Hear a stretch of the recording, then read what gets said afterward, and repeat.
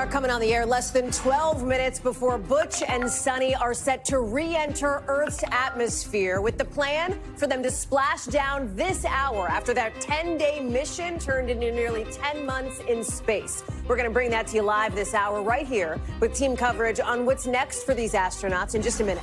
We're also live in Texas, where we're just getting some of this new video of a dangerous dust storm right now, with extreme weather intensifying as we head into the night. And late today, the dramatic video from inside a courtroom in the Dominican Republic of the person who last saw a missing college student alive. The new emotional plea tonight from her family. Plus, new reaction from our team inside Russia after a potential peace deal breakthrough after the president's long call with Putin. But will Ukraine agree? What we just heard from that country's president in the last 60 minutes. And the video we're just getting out of Las Vegas of what police are calling a targeted attack against Teslas. The new warning from the FBI later in the show. Hey, I'm Hallie, and let's take you right to it now. That live look at the NASA control room as they're getting ready to bring the capsule with Butch Wilmore, Suni Williams, and two of their crewmates back to Earth. That's after their mission to space went way longer than expected. And in just about 10 minutes from now, what's seen as the most dangerous moment of this mission, when this capsule re-enters Earth's atmosphere. That's a key moment. That's one we're going to be watching. We'll bring it to you live. About 40 minutes after that, the spaceship will splash down off the Florida coast. Okay, so where is the capsule right now? Take a look at the SpaceX tracker. You can see it. It's been tracking it as it's coming in, getting ready to re-enter the atmosphere here, some 16 hours after they undocked from the International Space Station overnight. Undocking confirmed.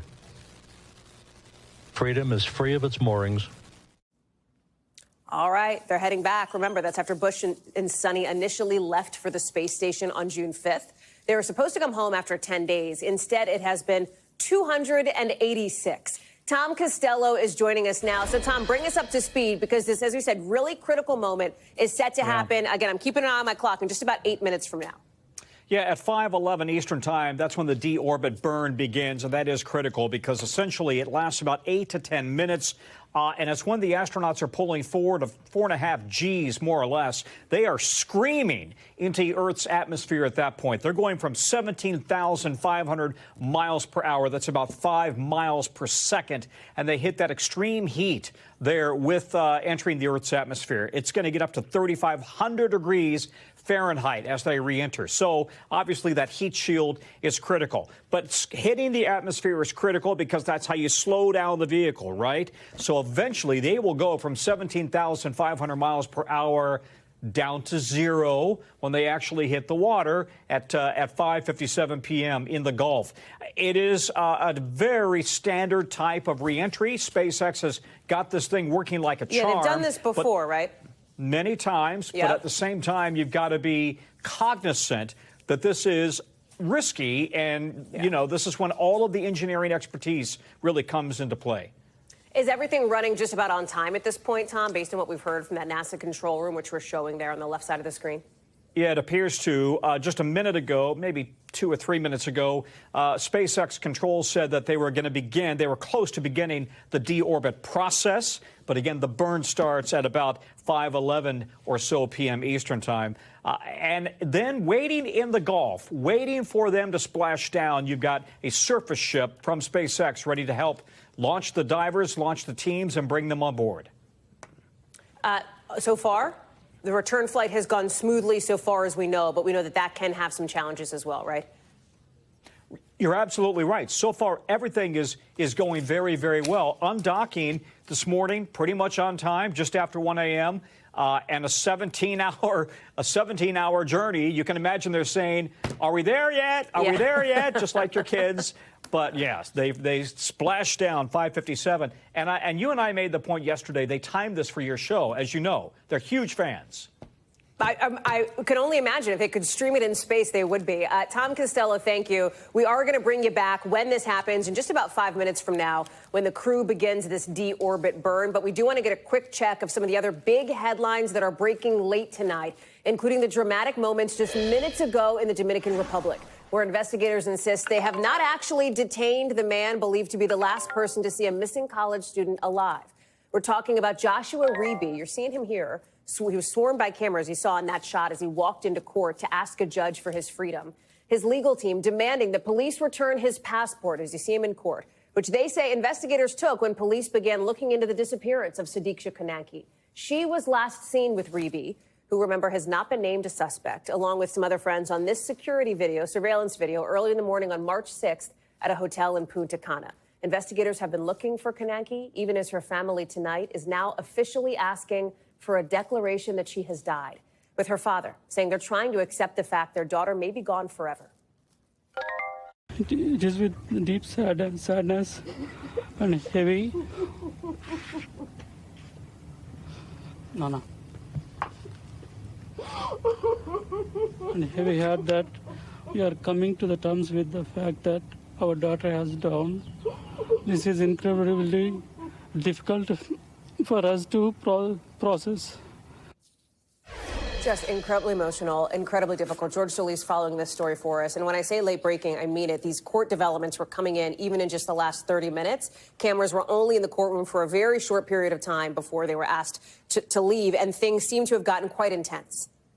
Yeah, that's right, Hallie. Things have really just been chaotic inside of that courtroom. Our Jesse Kirsch in there right now. Right now, there appears to be a bit of a recess as the judge is deliberating this. This has been contentious from the word go here, whether or not Joshua Reeby will be allowed to leave the DR. There's actually some debate there, or whether or not his passport is even still there. That's how contentious and at times confusing this habeas corpus hearing has been. But I do want to point out some very powerful headlines here. At one point, Joshua Reeby himself took the stand here, saying that he has been there, he has been trying to work with this investigation, at one point acknowledging that before Kanaki's parents actually left, they actually had a moment together where he hugged Kanaki's mother, saying she understands how difficult this has been, how difficult it's been for them. And then you heard there in that interview, Kanaki's family back in Virginia saying that they are slowly coming to terms with this realization.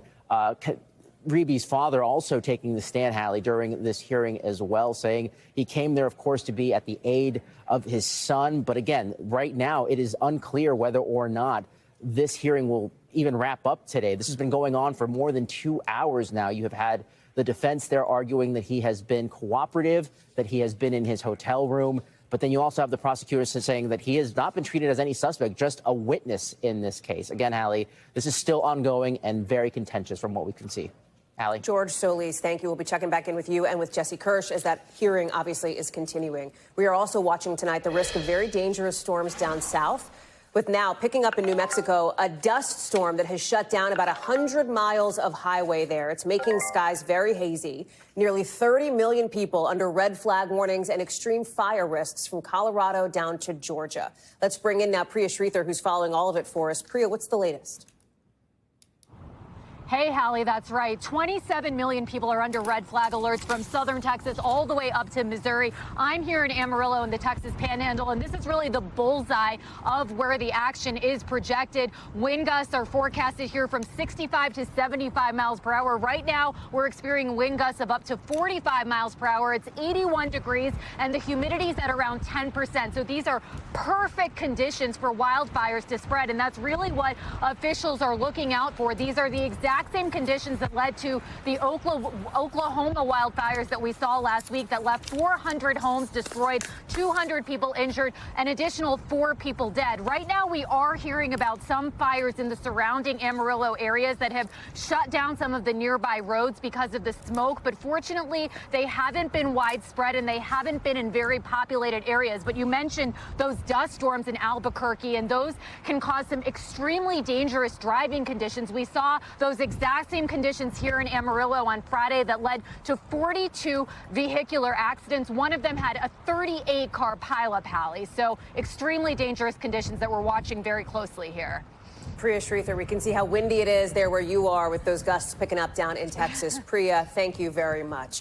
It is now 5:09:47 Eastern time. We are just about 65 seconds away or so from what we believe will be the re-entry into orbit of that capsule containing Butch and Suni, those 2 astronauts who have been in space for nearly 10 months. Let's go to Tom Costello, who's watching that with us now. And Tom, if I understand correctly, there was a bit of a loss of signal as it was starting to begin its sort of re-entry here, right? Normal. It's called LOS. Yep. It's a normal part of the process when they begin this true deorbit burn, and we're about 40 seconds away from that now, really heating up. Again, they're going from 17,500 miles per hour, and when they hit the atmosphere, it's been described to me as suddenly it feels like somebody is sitting on your chest because of the G-forces there. And there is tremendous plasma buildup, right? The fire on the outside can heat up rather dramatically to 3,500 degrees Fahrenheit. So that's when those shields come into play. Why don't we bring up the audio now, if we could, from SpaceX, just so I need to know exactly what's happening at the same time. But I'll tell you, the recovery ship is already standing by off the coast of Tallahassee. The Coast Guard clearing the splashdown zone. Again, splashdown at 5:57 p.m.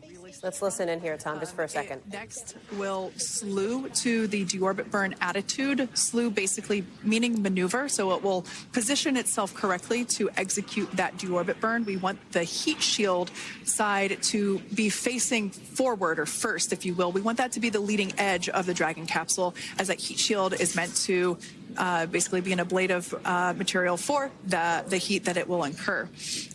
Once we complete that deorbit burn attitude slew, we will initiate the deorbit burn itself. That will last for several minutes, expecting that to be to start here any moment now, actually, and then it will go until about 2:18 p.m. Pacific time, or 5:18 p.m. Eastern time. And Let me bring Tom Casella back in here, Tom. So in layman's terms, it sounds like they are getting ready to begin this roughly maybe 5 to 6 minute re-entry. Yeah, we're in the process now. And so it's truly now starting to heat up. And that's why they're talking about we'll have loss of signal, and the entire period is going to be, 7 to 8 minutes or so. And keep in mind that once they actually get through this portion of it, where you have fire on the outside of the ship, then they will deploy 2 sets of parachutes to actually slow the vehicle. But that's once it starts getting back inside the Earth's atmosphere. I will tell you that the outside of this ship, this is supposed to happen, but there's so much fire that literally the windows that you look out of appear to be looking out on fire. And one astronaut told me once they actually are in the water, once they've landed, those windows can be kind of like so covered in like this filmy type of, almost a dust, if you will, that it can be difficult to see out of those windows. But that's all part of the process. Look at that view inside now. Amazing SpaceX technology feeding us live cameras from inside on their reentry. And Tom, just to confirm, this is the live picture from inside here? Yeah, I believe it is. Again, they have just done an amazing job of putting cameras on every possible vantage point that they have on the ship, on the rocket, on the space station, and really allowing viewers for the first time to go along with you. Let me just make the point. You are right there. You are looking as if you're in Suni Williams' seat, okay? She's where the camera is. And to your right, then, you've got the colonel. The commander is Nick Hague, the commander of Crew 9. And then Aleksandr Gorbunov is the Russian cosmonaut. And then way on the other side over there, you can't really see him, but the other person way on the other side, that's Butch Wilmore. So 4 people inside right now. And by the way, Suni and Butch, as you know, we're not supposed to be coming back on a SpaceX ship. So they literally had to send them SpaceX spacesuits because the Boeing spacesuits wouldn't work.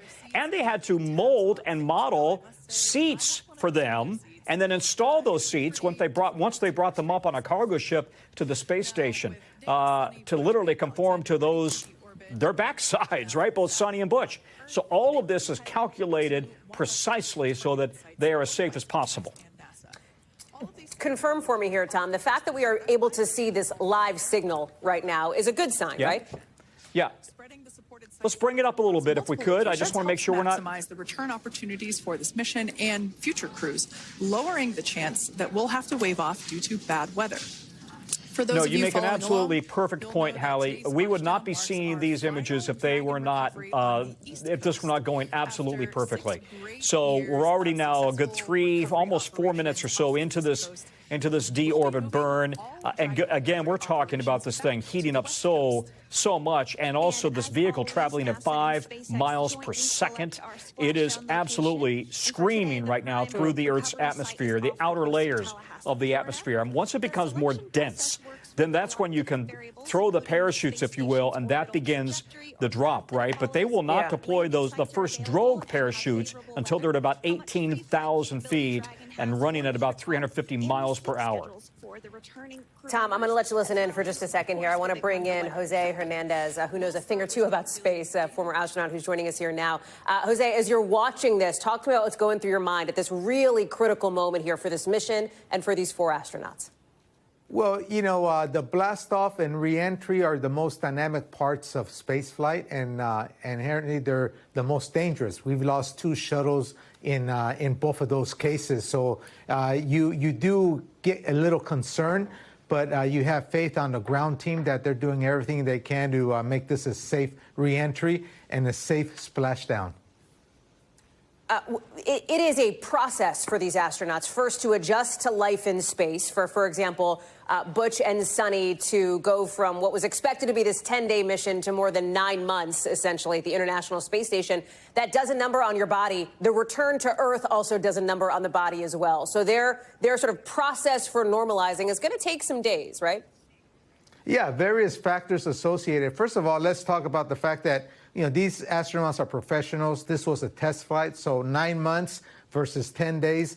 You know, that's something that they can overcome. They've been tested on these type of things, and so that's not an issue. It's harder mentally because of your family. You weren't planning on being gone 9 months. And then being out there for 9 months, you got muscular atrophy. Your vestibular balance system needs to recalibrate. You need to regain the bone density that you lose. You lose about 1% a month. And so there's going to be about 2 months of intense physical therapy to get these guys back to just normal human beings, probably 6 months, so they could become the elite astronauts they were before they took off. It is extraordinary, Jose, to think that we are looking live now from the inside of that Dragon capsule as they are returning into Earth's orbit. What goes through your mind when you're looking at some of these live pictures like these? Well, it brings me back to my time. Of course, I was only up there for 14 days on the International Space Station aboard Space Shuttle Discovery. And when we were coming back, I told myself, I don't want to go back. I'm not ready to go back. I love zero G. And it was like a big camping trip. And I said, you kidding? It's over? We got to go home now? I'm sure these guys feel a little different because they've been up there for 9 months. They're probably more anxious than I was to come home. But yeah, we're excited because we're going to see our family. We're going to be able to share our experiences firsthand with them. And so that's the exciting part. Jose, stand by for me for one moment. Let me bring back in Tom Costello here, who's been listening in. Where are we in this process here, Tom, at 5:18 We've got about another minute left of the deorbit burn. Everything is going absolutely perfectly thus far. And they are, it looks like, right on the target zone, again, off the coast of Tallahassee. And so when they actually throw those first chutes, the 2 drogue chutes, they're going to be going at 350 miles per hour. That's already a big slowdown, right? From 17,000 miles per hour down to 350. And then the 4 main chutes will deploy when they're at about 119 miles per hour. They have been, by the way, Butch and Suni, on a 121 million mile journey. 121 million miles. Of course, most of it unplanned. Right. And I calculated this. They have both seen about 400, make that 4,500. Let me double check my math here. I was going to say, yeah, 4,500 sunrises and sunsets. So they've got their money's worth in terms of the beautiful views and spectacular scenery from 260 miles up on the ISS. Tom, I know we just, it looks as though we lost that signal from Dragon. Again, that is somewhat expected, right? I mean, it is expected that the signal may go in or out. Let's listen into NASA just for a moment here. Close the nose cone, I think the deorbit burn's complete. In preparation for atmospheric reentry. So in the background, Dragon is currently inhibiting those forward bulkhead Draco thrusters that we just used to complete the deorbit burn, ensuring it's safe to latch the nose cone shut for reentry. Also, the vehicle has initiated the nitrox suit purge, which will help keep Nick, Suni, Butch, and Aleksandr cool and comfortable during re-entry, which is coming up in about 20 minutes from now. At this point, all right, so there you have it. The deorbit burn is complete, according to NASA here. Jose and Tom are with us as well. Jose, you look at some of those images there of these astronauts inside that capsule. The pressure, the intensity on their body as they're coming back in is like nothing else. Yeah, it's actually a lot less, I call it, it's anticlimactic coming down as opposed to going up. On the way up, you go from 0 to 17,500 miles an hour in 8.5 minutes. Here you begin the deorbit process 17 hours, so it's much more gradual. It gets more intense as you enter the atmosphere, but it's not as bad. I think you only pull 1.5 Gs on the way down compared to 3 Gs on the way up. Tom Costello, what are we looking for here in just about 35 minutes or so? The splashdown off the coast of Florida, another critical moment, the critical moment, of course, of this return to Earth.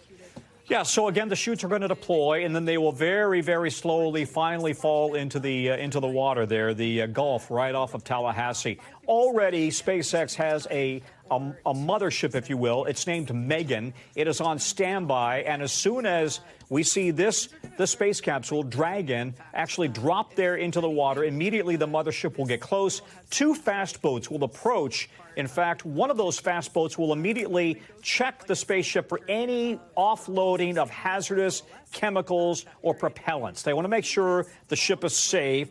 The second speedboat is going to go out and grab the parachutes out of the water because they will have detached. And then they will eventually hook up the spaceship, and it will be winched up onto the mothership.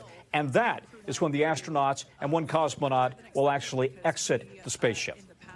Tom Costello, Jose Hernandez, thank you both very much. I know you're sticking around. We're going to come back when we get closer to that moment here. Now that this deorbit burn has been complete, key moment for this mission for Butch and Suni. And we are getting close, just about 30 minutes, 35 minutes until they splash down. We will bring that to you live when it happens. Do not go anywhere. We want to get you to some of the other big headlines today, including one here in Washington.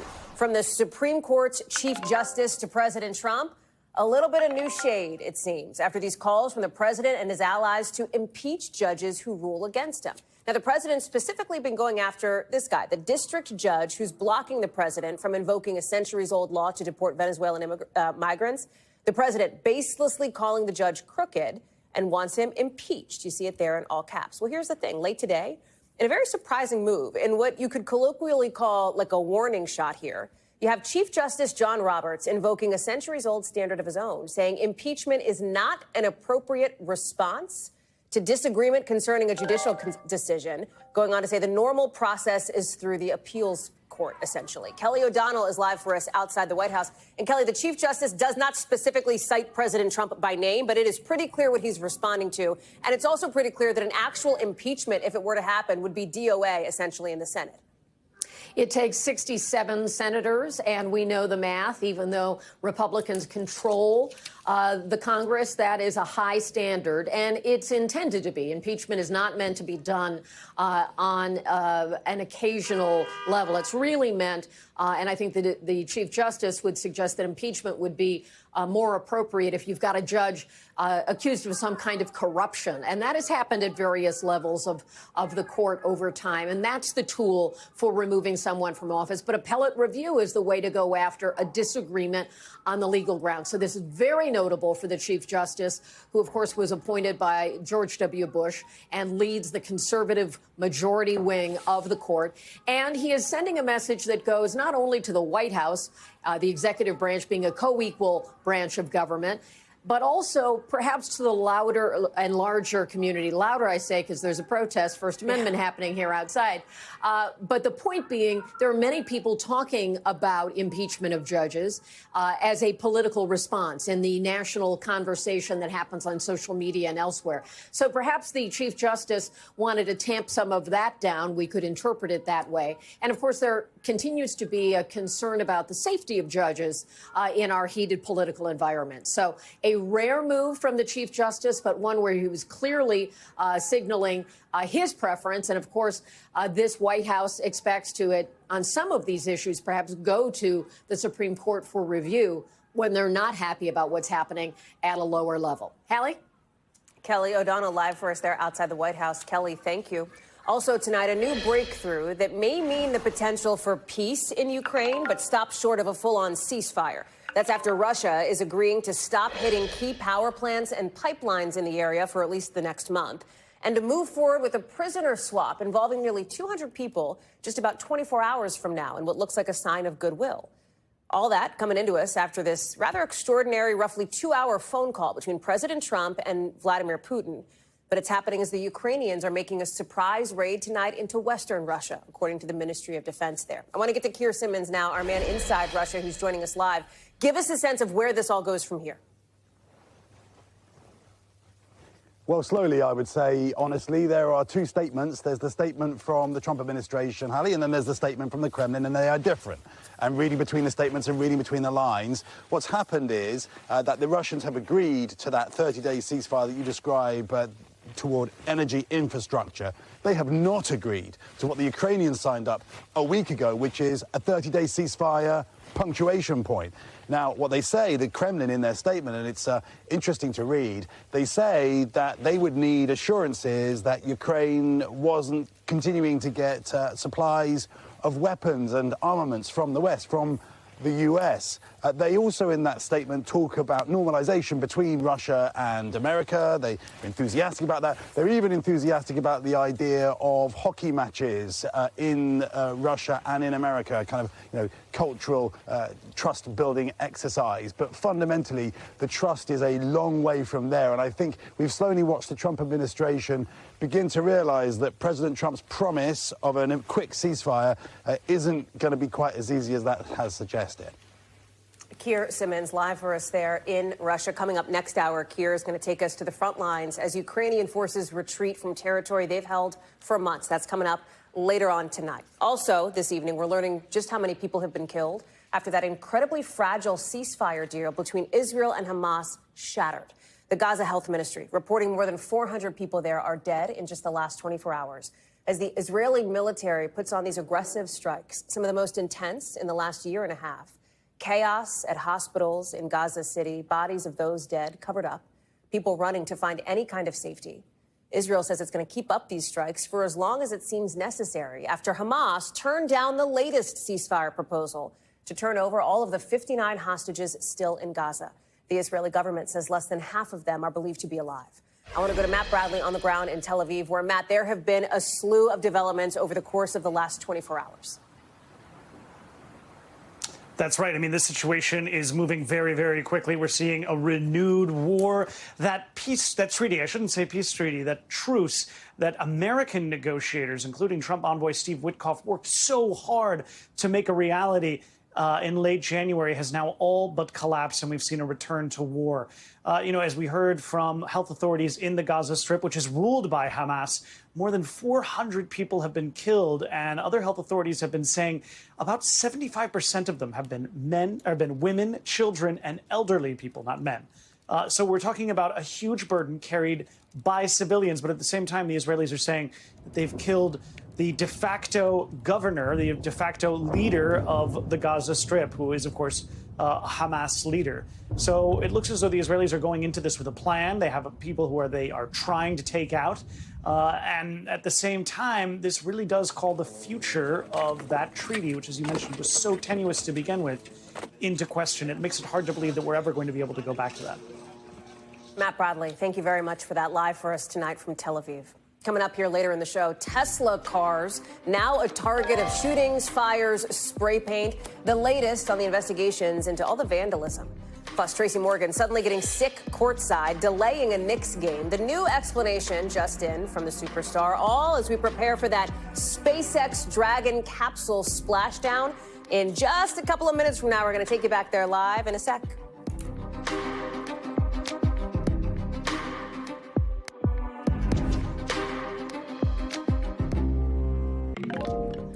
The FBI now deploying tonight to Vegas after some of the scenes we're about to show you here. Police say somebody set multiple Teslas on fire in the parking lot of a dealership. You're seeing the aftermath here. Fired some gunshots off and spray painted the word resist. You see it there on the front door. That FBI Joint Terrorism Task Force is now helping to investigate. It's not just Vegas. In the past week, we've seen 2 cyber trucks burned in Missouri, gunshots fired at a Tesla store in Oregon, and swastikas spray painted on a dealership in California. Elon Musk, of course, a confidant of President Trump's and the leader of the push to slash the federal workforce, today responding, saying this level of violence is insane and deeply wrong, saying Tesla has done nothing to deserve the attacks. I want to bring in NBC's Dana Griffin, who's been tracking this story for us tonight. What is the latest on the investigation into this particular Vegas Tesla situation?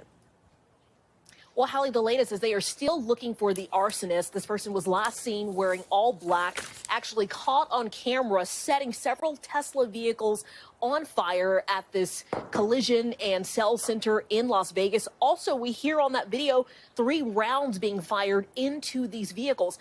The FBI says that the word resist, as you mentioned, was also spray painted on the front door of the business. They say they did stop short of calling this terrorism, but they say that it has all the hallmarks from the spray painted words, the acts of violence, and the destruction of property here. And the FBI is also giving a stark warning to anyone else who might be thinking about doing something similar. Listen.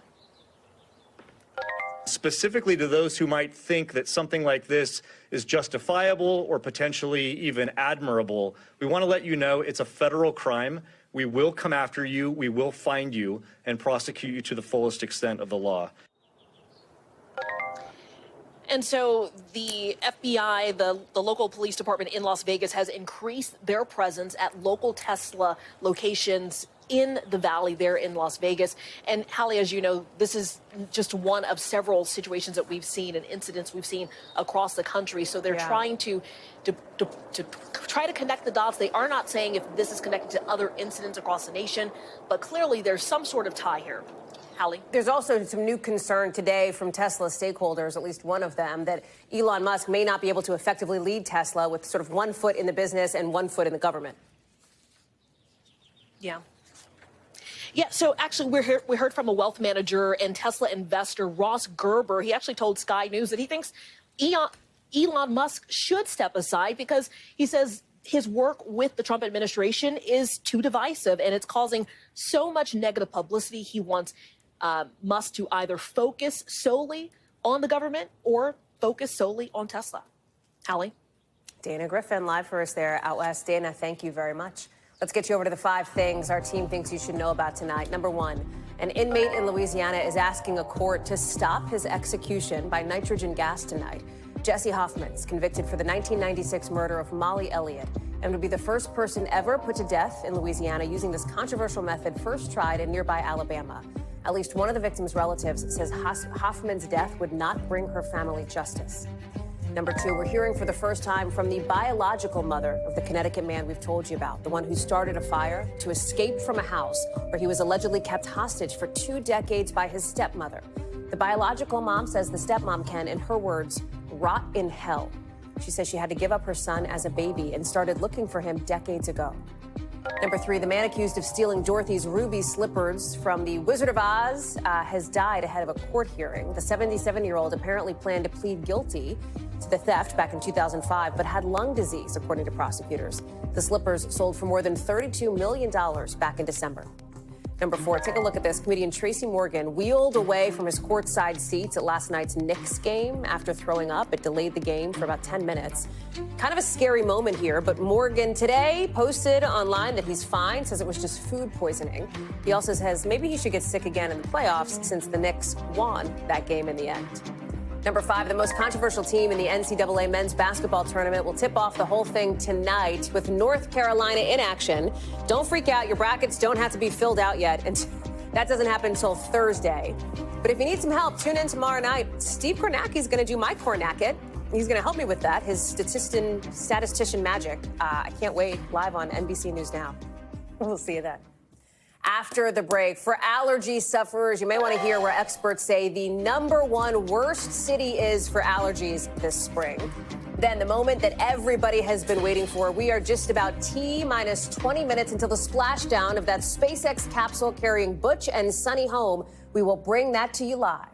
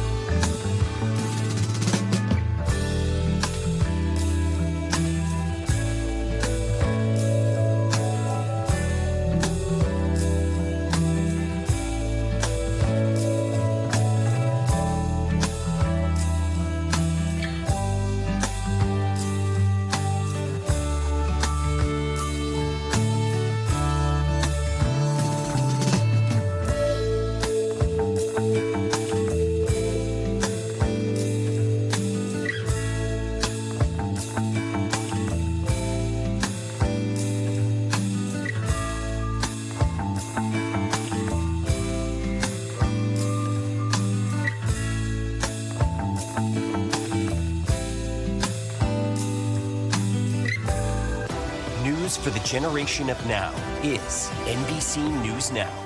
More Americans turn to NBC News than any other news organization. News for the generation of now is NBC News Now. Hey, I'm Hallie. We are coming on the air with fast-moving developments. Egg prices spiking, as anybody who has been to the grocery store has seen. What does this mean for people? Cheap AI. Talk to me like I'm me, and you know me. How big of a deal is this? NBC News covers hundreds of stories every day, and because it can be tough to read or watch or listen to them all, our bureau teams have done it for you. This is what they tell us is going down in their regions in a segment we call The Local. Out of our Southern Bureau, Texas's Attorney General is charging a midwife there with performing illegal abortions in what's believed to be the first such case since the state banned basically all abortions after the end of Roe v. Wade. AG Ken Paxton says the woman owned and operated 3 health clinics around Houston and employed people who falsely represented themselves as licensed medical professionals. Also out of our Southern Bureau, dozens of people gathering to pay their respects to a gator named Walter, who lived at the South Carolina apartment complex, quote unquote lived. He spent a lot of time there. He would spend time on the pond of the property for more than a decade. Management told our NBC News affiliate in Charleston that they had to put the alligator to death after several complaints. The organizer of the vigil remembered Walter as a piece of the community. And out of our Midwest Bureau, spring is just days away, with some hoping for flowers, others fearing them and the allergies they bring. And now, some new research shows what could be the #1 worst place for allergy sufferers in this country, Wichita, Kansas, the so-called allergy capital of America for the 3rd year in a row. That's according to the agency tracking this kind of thing. New Orleans and Oklahoma City are right there in the silver and bronze spots. So the more you know. Let's take you back now to space, to the coast of Florida, where we are expecting to see that splashdown with the capsule containing Butch and Suni in just about 17 very dramatic minutes from now. We've already seen them re-enter Earth's orbit. So they are, after about nearly 18 hours, getting closer and closer. You see the bio for Suni Williams there. Butch Wilmore is the other American who will be returning, along with 2 of their crewmates. And just to give you a sense of how dramatic this has been, I want to show you here this live shot, I think, of this watch party from our Boston station there up in Needham, Massachusetts. People tuning in to take a look. There they are. They got a couple beers. They got the TVs on. They are ready to see this happen. So thank you to WBTS for that live shot there. We're happy to see folks getting ready for the moment here. Let me bring in our team who's going to be with us until this splashdown happens. Tom Costello, Marissa Parra, Gotti Schwartz, along with some experts who know space better than anybody. Dr. Emily Rice, astrophysics professor at the City University of New York. Nicole Stott, former NASA astronaut and engineer. Charlie Cremata, former NASA shuttle astronaut, and Johnson Space Center engineering director. So here we go, 16 minutes away. Tom, I'll go to you first here. You've been listening in to the NASA plan here. Is everything on track? Splashdown off the coast of Florida?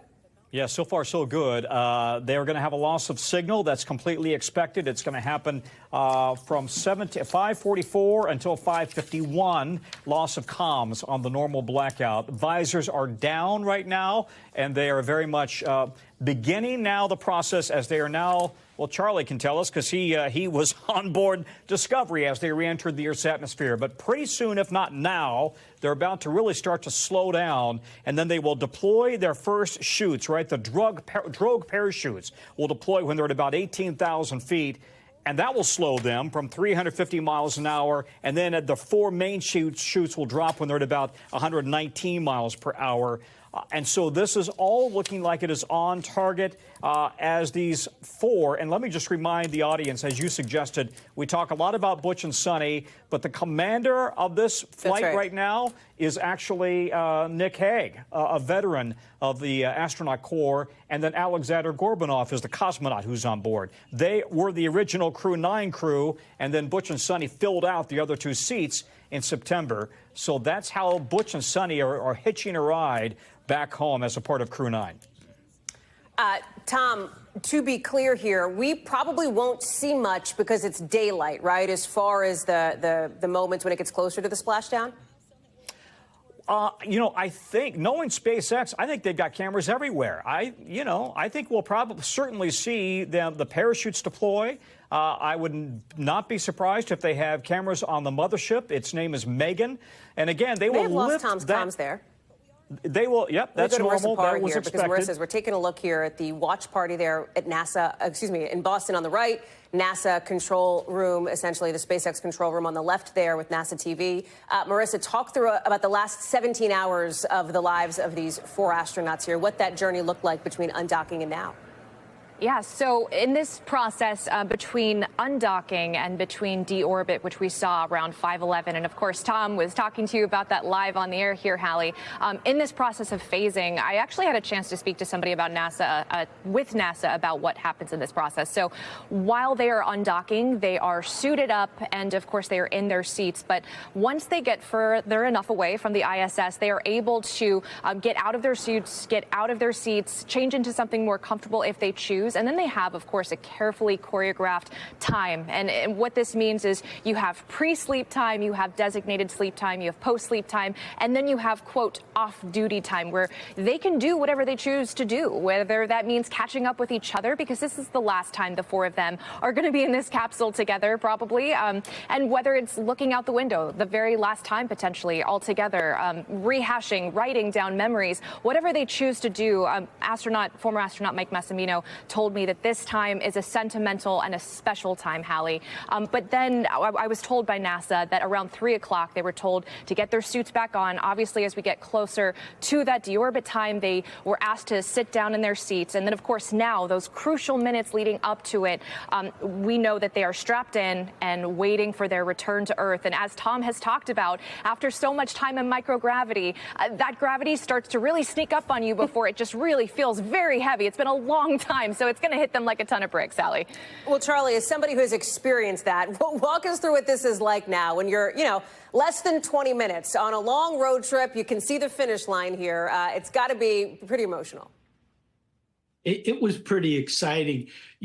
For our flight right after the Columbia accident, when we were going through the entry phase, it was really critical. It was crucial, especially for our families back on Earth.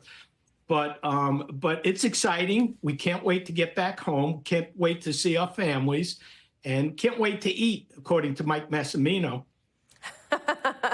Nicole, as somebody who also spent, triple-digit days on the International Space Station, there is a lot of work that can be done, and there's a lot of work that Butch and Suni and their crewmates did while they were up there, essentially, taking advantage of those extra, 8.5 months that they weren't expecting to be up there.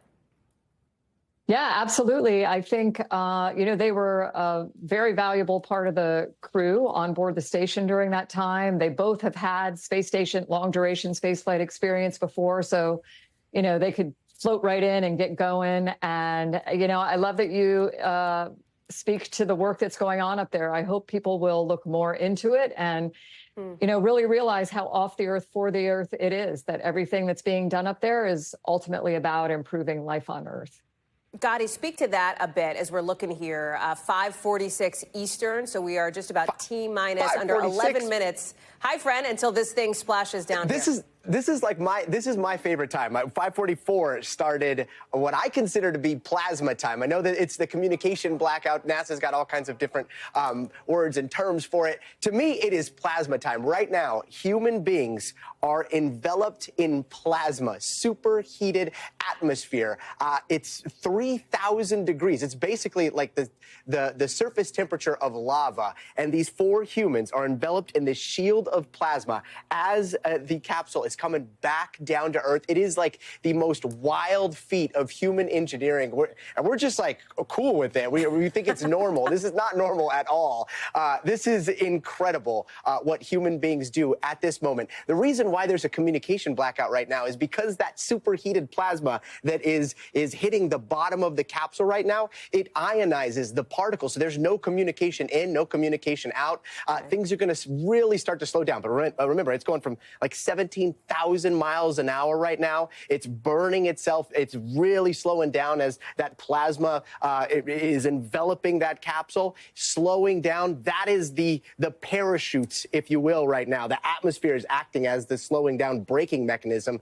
Then it will get into our atmosphere. Those 2 drogue parachutes will come out. They'll do some of the heavy lifting, take it from like 300 miles an hour down to 100 miles an hour. Then those 4 massive parachutes are going to come out, and then they're going to do the rest. Like, humans just invented invented parachutes in the 1700s, and now we are starting to see these things used, almost on a daily basis here. This is going to be so exciting. I can't wait to see those parachutes pop out.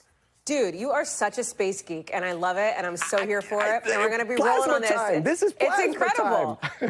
What's interesting here, Emily, as we talk about SpaceX, they've done this before. They've brought in, obviously, these capsules from space. They have done this successfully, repeatedly before. They may not do it again off the coast of Florida, it sounds like, because the weather is generally better, like in the Pacific, over on the West Coast. But speak to the evolution that SpaceX has gone through as they are looking to really push the boundaries of what can be done in and around space. Yeah, SpaceX has become a huge success as part of this NASA Commercial Crew Program.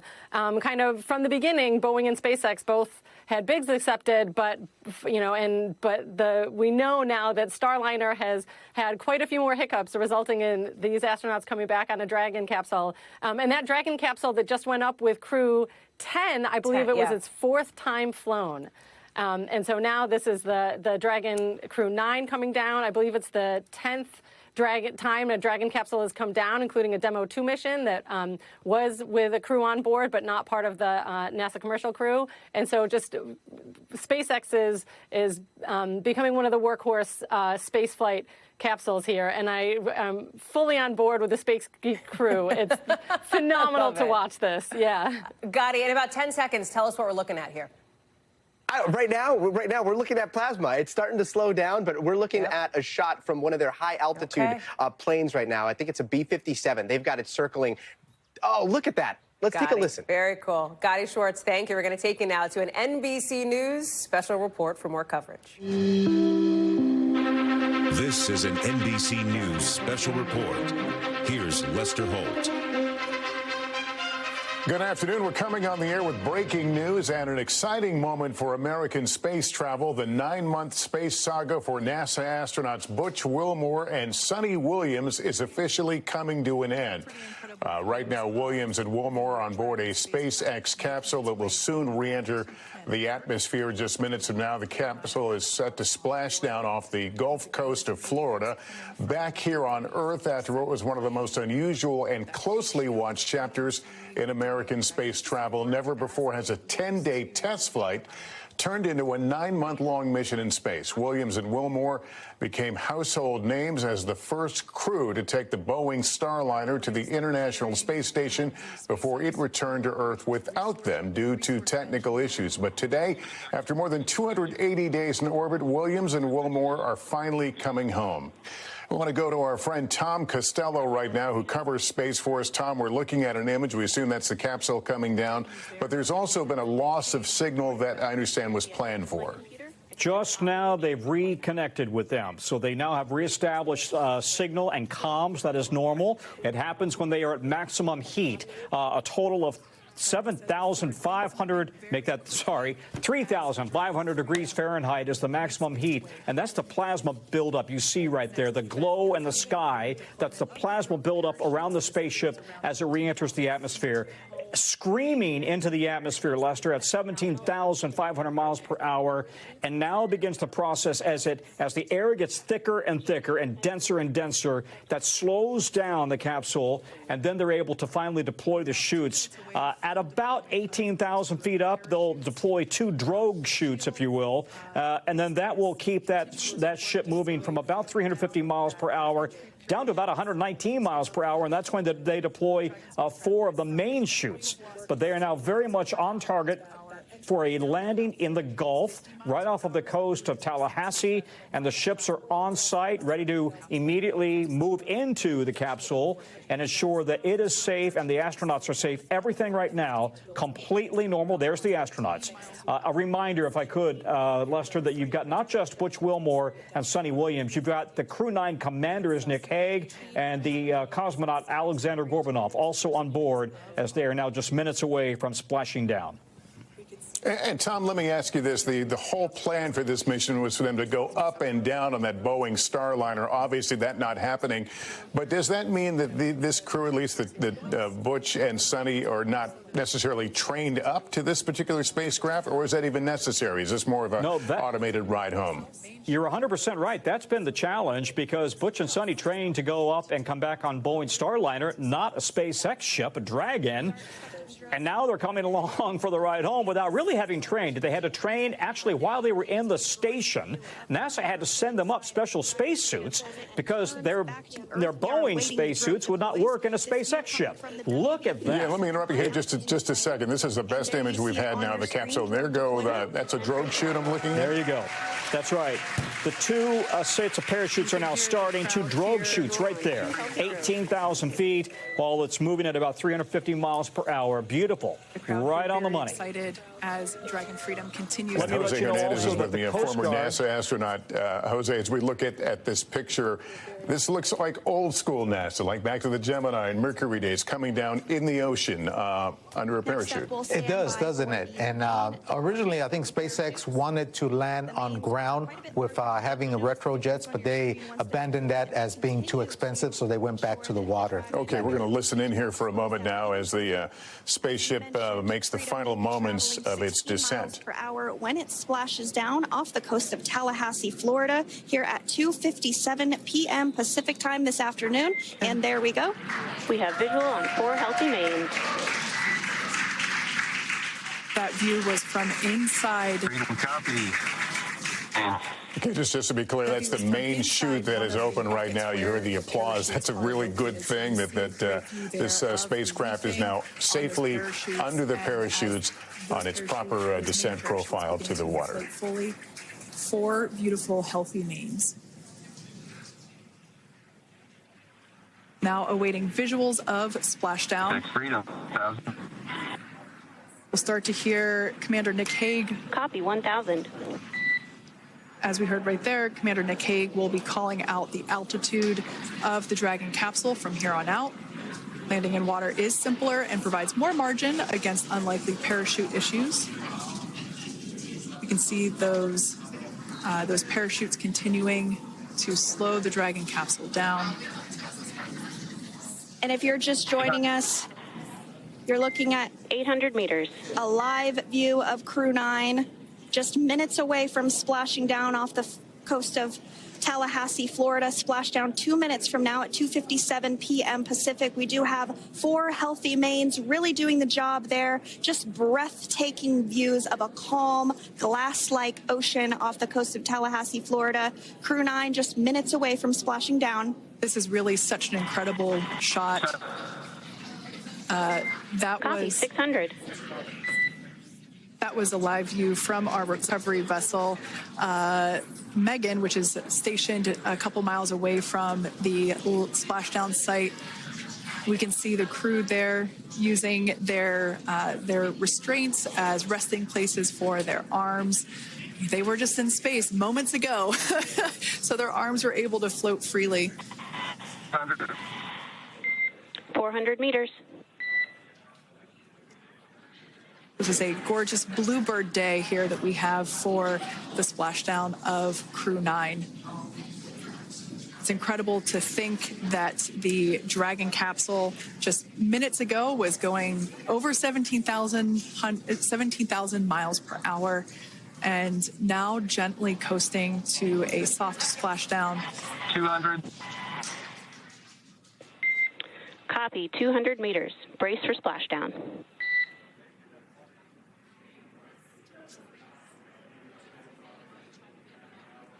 As you can see there on your screen, continuing to monitor progress of the Dragon spacecraft. And we're going to stand by for splashdown located in the Gulf of America off the coast of Tallahassee, Florida.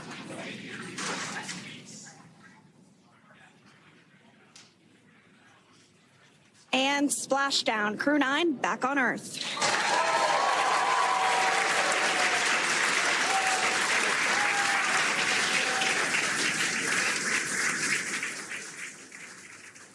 Well, you see it with your own eyes. That spacecraft now safely in the water there. You can see the main chutes now settling into the water. The spacecraft, SpaceX Crew 9 return, as it's being called. 4 astronauts and 3 astronauts and a cosmonaut on board. And they will soon be surrounded by vessels and safely lifted aboard another vessel for the return home. Tom Costello watching with us. Tom, everything going as expected so far?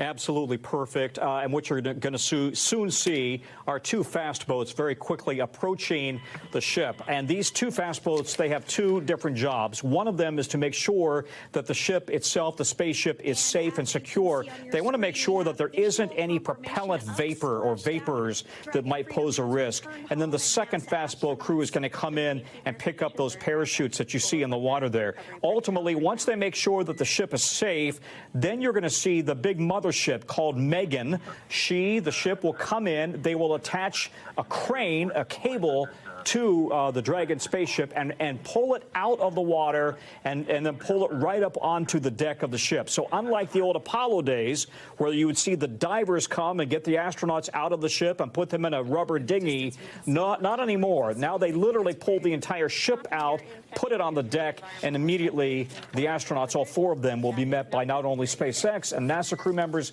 but also a medical team for a very quick on-scene evaluation. Yeah, I want to talk about that. Let me bring in Eileen Collins, former NASA astronaut. Ms. Collins, thank you so much for joining us. The commentator there was mentioning a moment ago, just minutes ago, this space vessel was traveling at 17,000 miles an hour. The people on board were in a weightless environment, and suddenly everything just seems to change on a dime. What's that like? Aleksandr Gorbunov. They're back on Earth. Yeah, that's right. Actually, on the return home, they heat up to almost 3,500 degrees on the outside. There's a plasma that forms around the spacecraft, and that's why they need a heat shield. And the other thing they felt coming back was a little bit over 4 Gs. And, you know, what's a G? A G is a unit of gravity. And to explain that, if, let's say, you weigh 100 pounds on Earth, if you could stand on a weight scale coming back, it would show 400 pounds. That much, I want to say the G-force that they go through coming home. They also went through a lot of shaking around as the jets fire to hold the attitude. Probably this jolt comes from that. They got a big jet in the second one they fired. Let me tell you, they are very happy right now. They're not worried about the rocky ride home. I'm sure they're happy to be back. Yeah, we're hearing from NASA. It'll be about 30 minutes for the rescue vehicle to move into place to retrieve them from the water, but the capsule seems to be floating as it's intended to, giving them a safe place for the time being while they await that rescue recovery vehicle to bring them on board and take them back towards shore. Jose Hernandez, former NASA astronaut, remains with us. I appreciated those shots from inside during the final moments of the descent. No one seemed to be doing anything. They were at that point, after a really busy time in space for months, suddenly they were just passengers. Yes, at that time, you know, they're basically, gravity is just doing the work, bringing them home, and the automated system is keeping it in the correct profile as it comes down and splashes down. You know, this is a question for the layman out there, myself included. Is it a nerve-wracking moment for whether you're on a space shuttle or in a capsule like this, when you're hurling toward Earth and things are heating up literally? Is it frightening? Not really, because you don't feel the heat from the inside. You're at cabin temperature. You do see some glow, orange glow, as you're coming in the atmosphere. But and then you feel, of course, the bumpy ride. But I'll tell you, the much more exciting is the blast off, because that one's only 8.5-minute trip, and you go from 0 to 17,500 miles an hour during the blast off. Well, there's a reason they call them brave astronauts, because it is not for the faint-hearted. I want to go to Tom Costello again. Tom, we mentioned that the rescue recovery vehicle would be a while, but there are, that's not to say there aren't vessels in the water right now surrounding this. That's right. These are the fast boats that I mentioned earlier. And look at the team that is closest now to the ship. And what they're doing right now is using heaters, if you will, to look for any presence of a propellant vapor that could pose a risk, right? That could be a hazard to the recovery teams that are responding, but also to the astronauts on board. This is all normal. Nothing's unusual here. And this is a drone shot. What an amazing shot, right? Right out of a drone to see what's happening right there. Bottom line is the ship has done exactly what it's supposed to do. And now look at the top. The top there, you see the other fast boat moving in towards the parachutes. They want to recover those chutes for obvious reasons, environmental reasons. I actually don't know if they were used to chutes, but certainly you want to recover the chutes from the water. And then you're going to eventually see the big ship come in. Megan is the mothership. And as I mentioned, she will, or they will, then attach a wrench and a cable to this vessel, to the Dragon spaceship, and pull it out of the water. So this entire process, until it's actually on the deck of the ship, about an hour-long process, depending on sea conditions. But look at that. The water is could not be better, right? Blue sky day and really flat water. And we're going to continue to watch this, Tom, but let's, if we can, just take a moment here and walk us back, how we got here, how these two of the members of this who just came down now, but Butch and Suni, how they became household names. They went up testing the Boeing Starliner capsule. Yeah. They get up there and things start to go wrong. No, you're absolutely right. And, of course, it was back on June 5th. Now, think of everything you've done since June 5th, right? And these astronauts have been up there in space. Don't say stuck. NASA doesn't like that. Now, I'll explain why. But the bottom line is that NASA was not comfortable with the Boeing Starliner to bring them home. Why?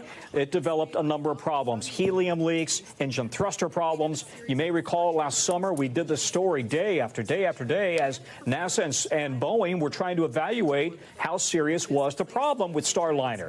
Boeing was convinced it was safe, it could come home. NASA was not convinced. NASA remains haunted by the various, astronauts who've lost their lives, including on Columbia, lost in reentry. NASA said, we're not going to do this. We don't feel comfortable with it. So Starliner came home empty, as you may recall. But that meant that Butch and Suni had to stay on the space station. And Crew 9 then launched. And instead of launching with 4 astronauts, Crew 9 came up with 2 in September so that Butch and Suni could join Crew 9.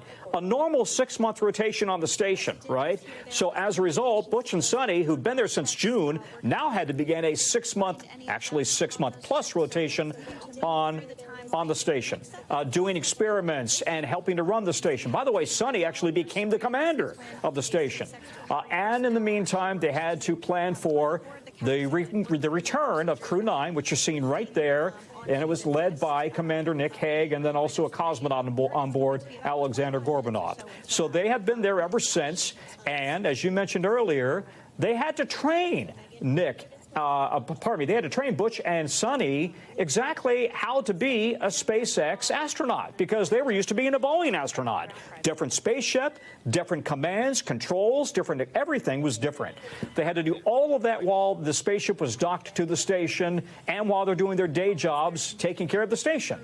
So this whole process, why did it take so long? It cost hundreds of millions of dollars to launch a mission up to the station.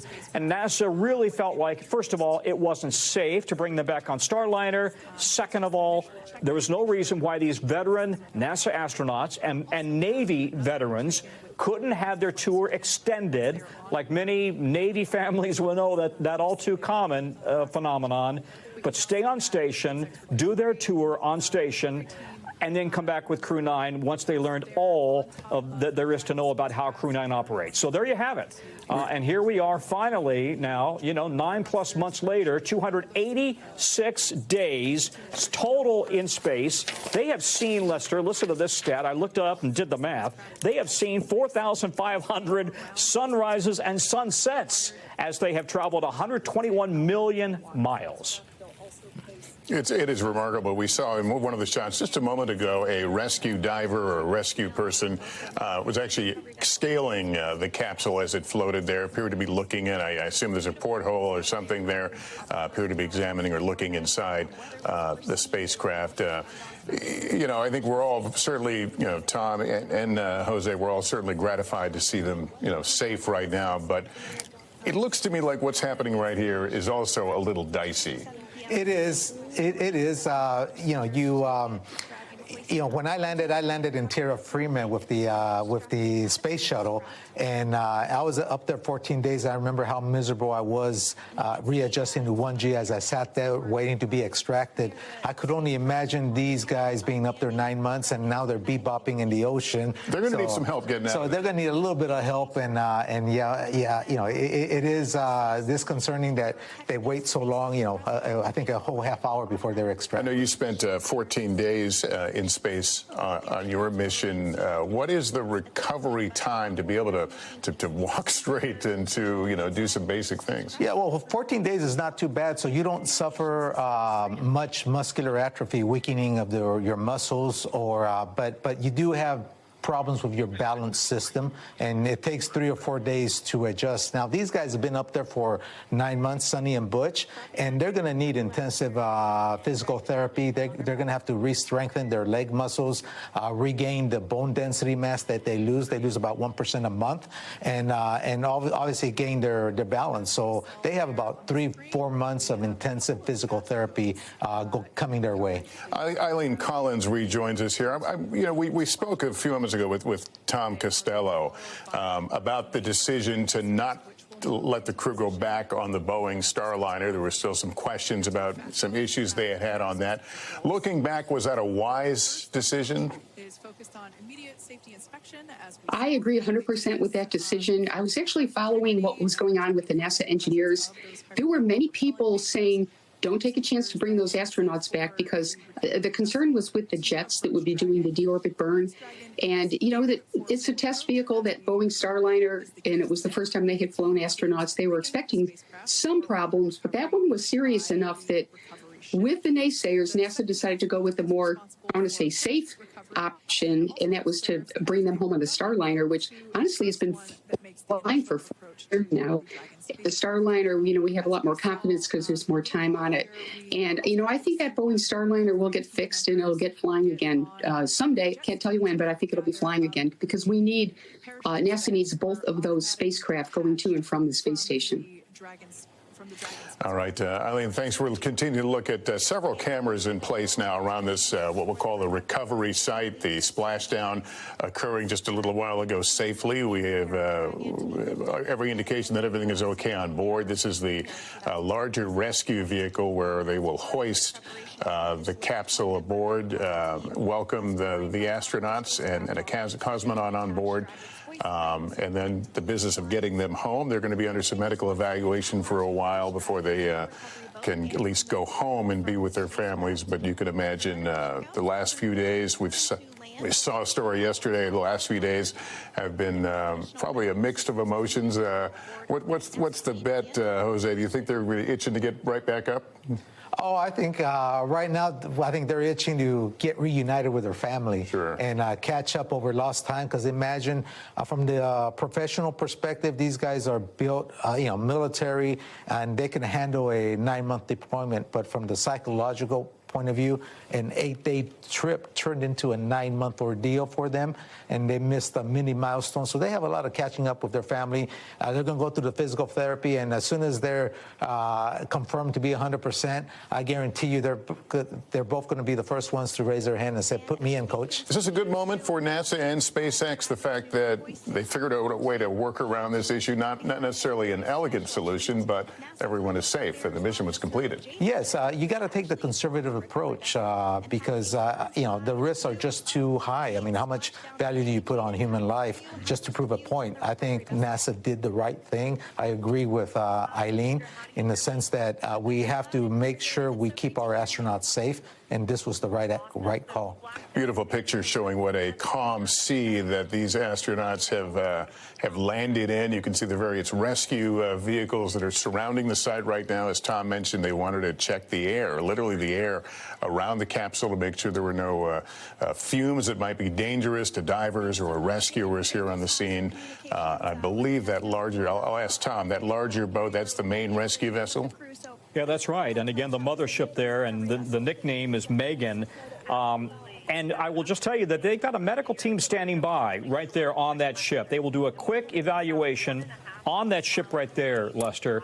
And then ultimately, look on the top of that ship. You're going to see there's a helipad on top, right? They will bring a chopper in, land on the top of that ship. They're going to take these astronauts and one cosmonaut over to the shore, over to Florida. When they land, there's a plane already gassed up and ready for them.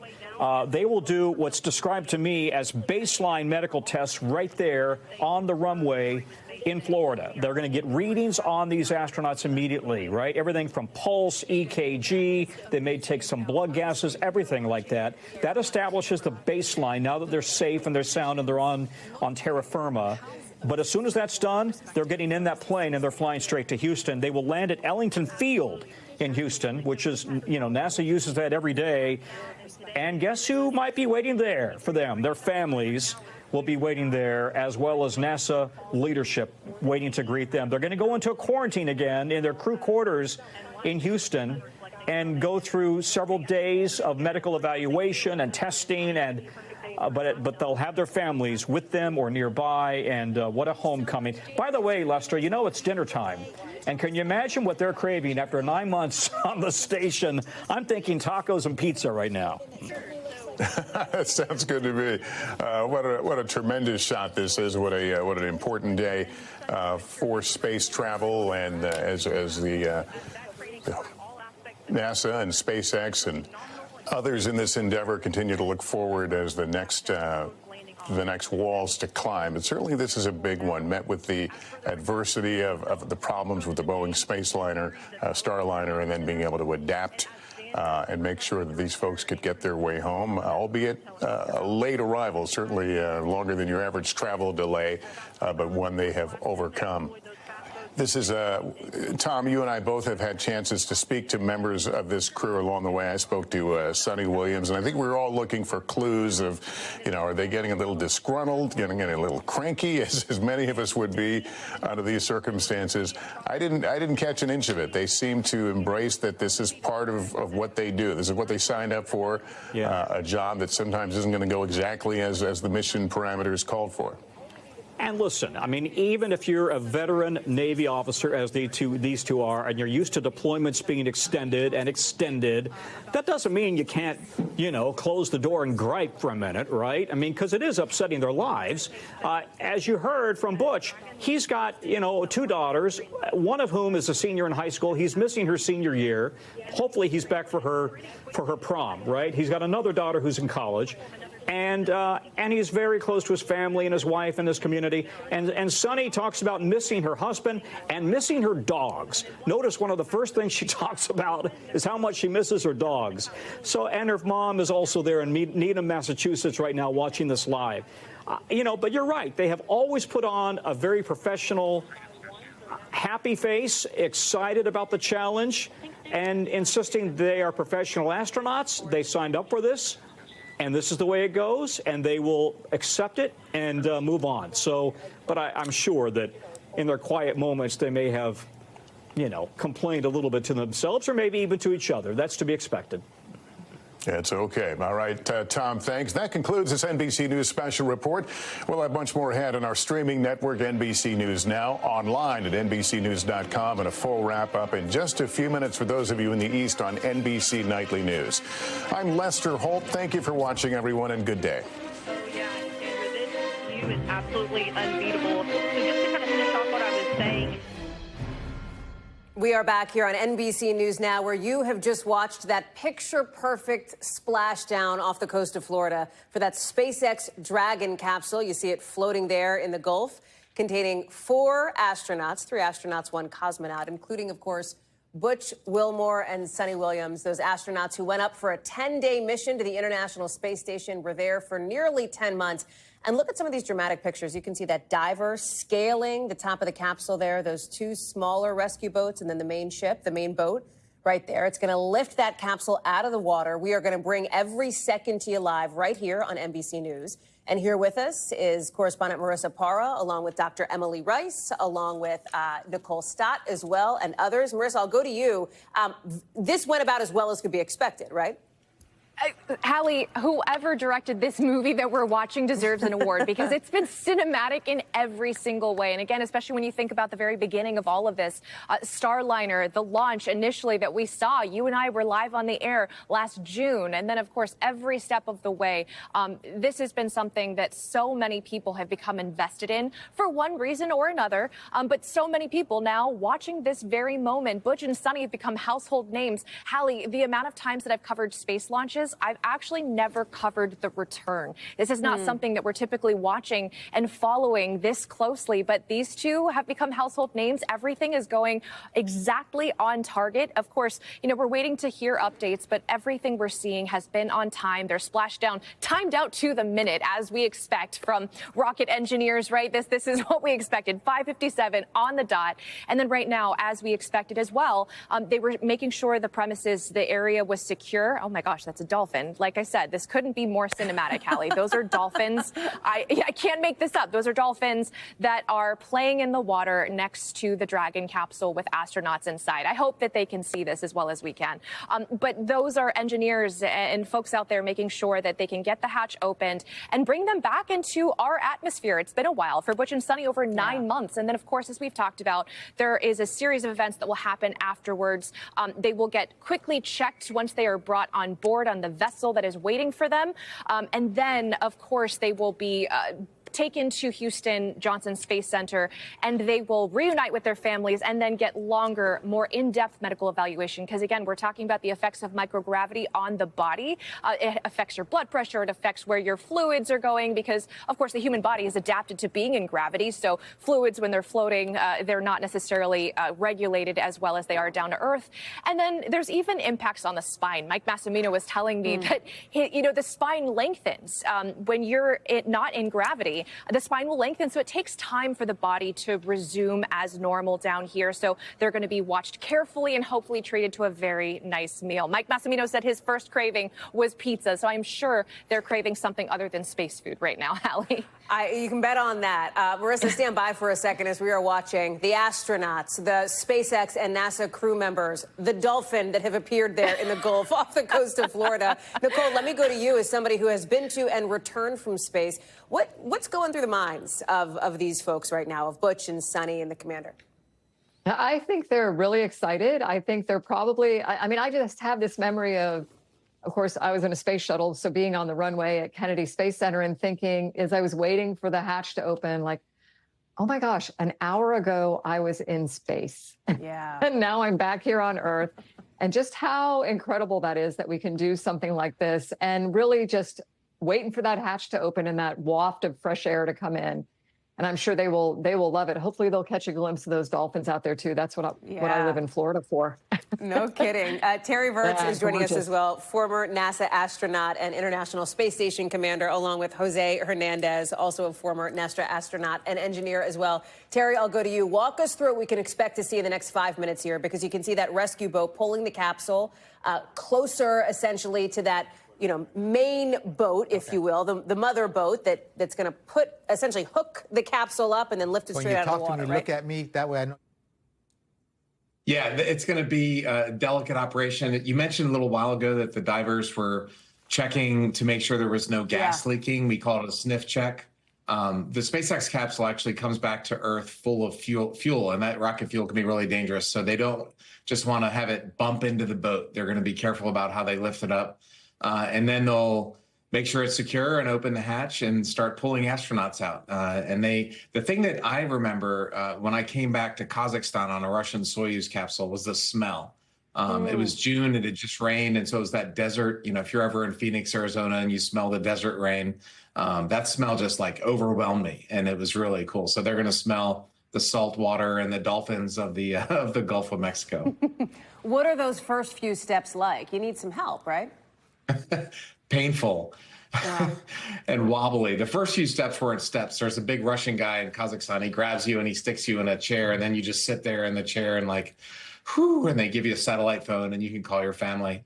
But the first steps were wobbly. I had, guys are standing right next to you. I didn't fall over. I was able to do everything. but it wasn't a lot of fun. And NASA makes you close your eyes and go 1 foot right in front of the other, like a sobriety test, which is not easy to do, but they'll be fine, but it's not going to be a lot of fun for a few days for them.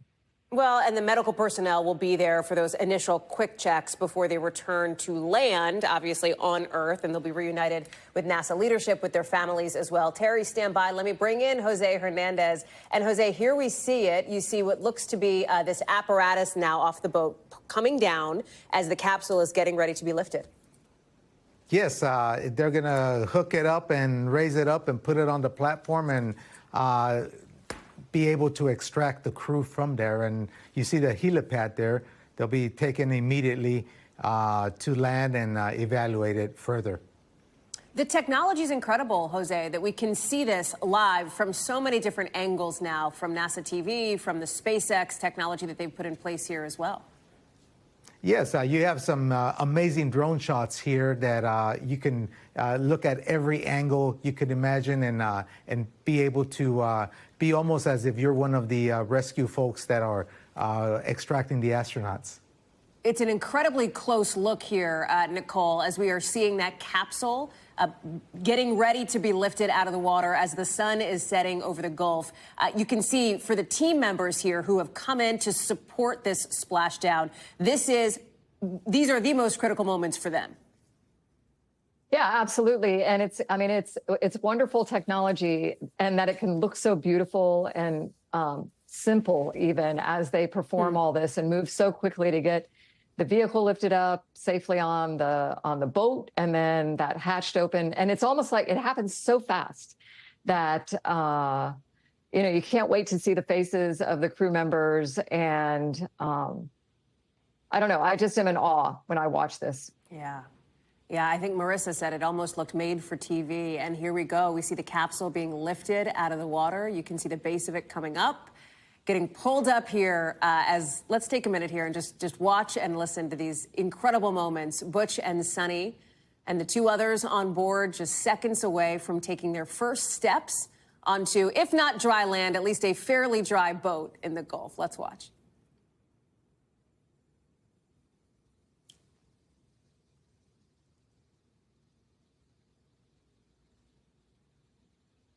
Jose, as you take a look at this here, these are the really special moments here for this crew. Yes, they are. You know, it takes almost 30 minutes to extract them from the ocean. Now, Terry and myself we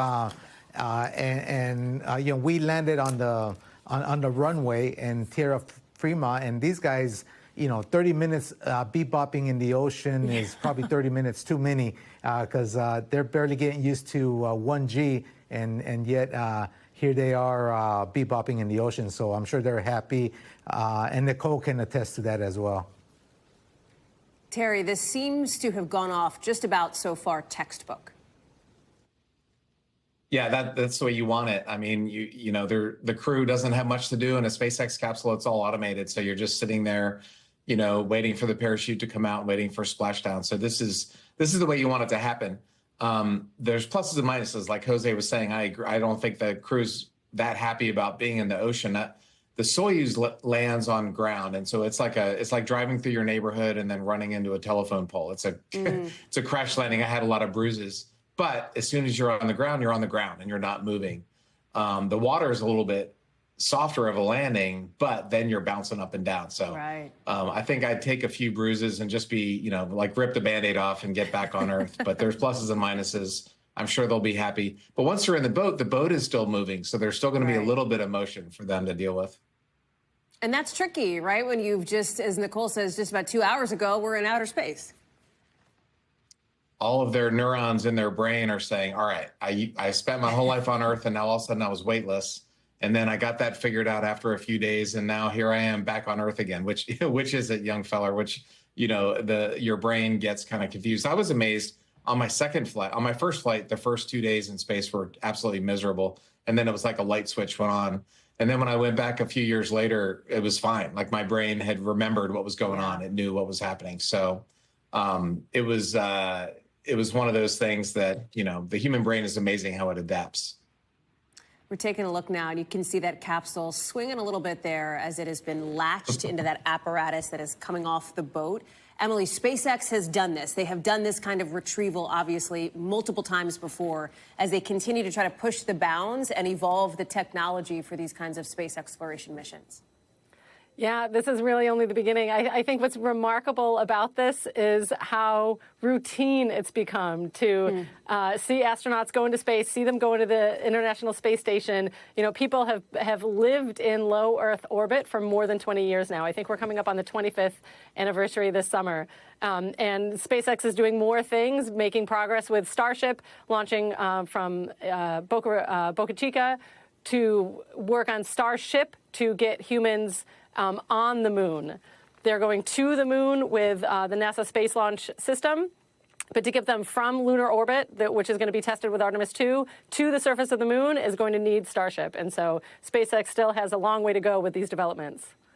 You can see the capsule now. It looks like it's on the boat. It looks like it's maybe getting lifted up a little bit as well. It's a little tough to tell from this angle with the sun backlighting it to a degree, but still just an incredible view of these very dramatic moments on board that boat. And Nicole, this mission that has, in so many ways, captured the nation, this extraordinary spectacle, if you will, of this 10-day mission that turned into nearly 10 months for these two, admittedly, you know, absolute pros. Butch and Suni have handled it by every account, by their own accounts, with grace, with care. They have done the research. They joined that crew 9 on the International Space Station without a hitch here. But it's fascinating to see a mission like this that just takes the attention of the country in a way that we don't always see for space missions. Yeah, that's true. You know, and I hope, I'm holding my prayer hands that that people really took the opportunity to look into what Suni and Butch got to do in that extra time that they were there. You know, a friend of ours came up with the motto for the space station, which is off the Earth for the Earth. And it's so cool to think about them, you know, transitioning from what Butch said so wonderfully too. You know, we planned for, you know, a short duration. We prepared for a longer one. And they just rolled with that, doing work in that place that is ultimately about improving life on Earth. And on one hand, I really have to believe they feel like that was a blessing for themselves as well. When you go up, Nicole, when you get prepared to be, you know, shot off up into space, are you always thinking in the back of your mind, hey, this mission could last a lot longer than we think? Is that something that you are actively prepared for? I think as professional astronauts, I think that's what we're trained to be prepared for. And every mission, there's the opportunity, potential for something to not go as planned. And that might be a longer stay on the space station. And if you have to have an extended duration, what better place than that? You know, this machine we've built to mimic what Earth does for us naturally. We're working, as Emily said, in partnership for over almost 25 years now with 15 different countries from around the world, really behaving in a way in that place like we need to bring back to Earth, you know, to be the crewmates down here on Spaceship Earth. Such a wonderful example. And Suni and Butch and their crewmates, Nick and Sasha, were doing that same kind of thing. So the capsule now is seated and essentially settled into what's called its nest, as they have done the second round of sweeps. So again, another series of safety checks from the crew members on board. We will see the hosing down of the capsule from these recovery crews as well. And Jose, it's important to go through all of the check boxes before they obviously bring those astronauts out onto the boat. Absolutely. You don't want to make any procedure mistake.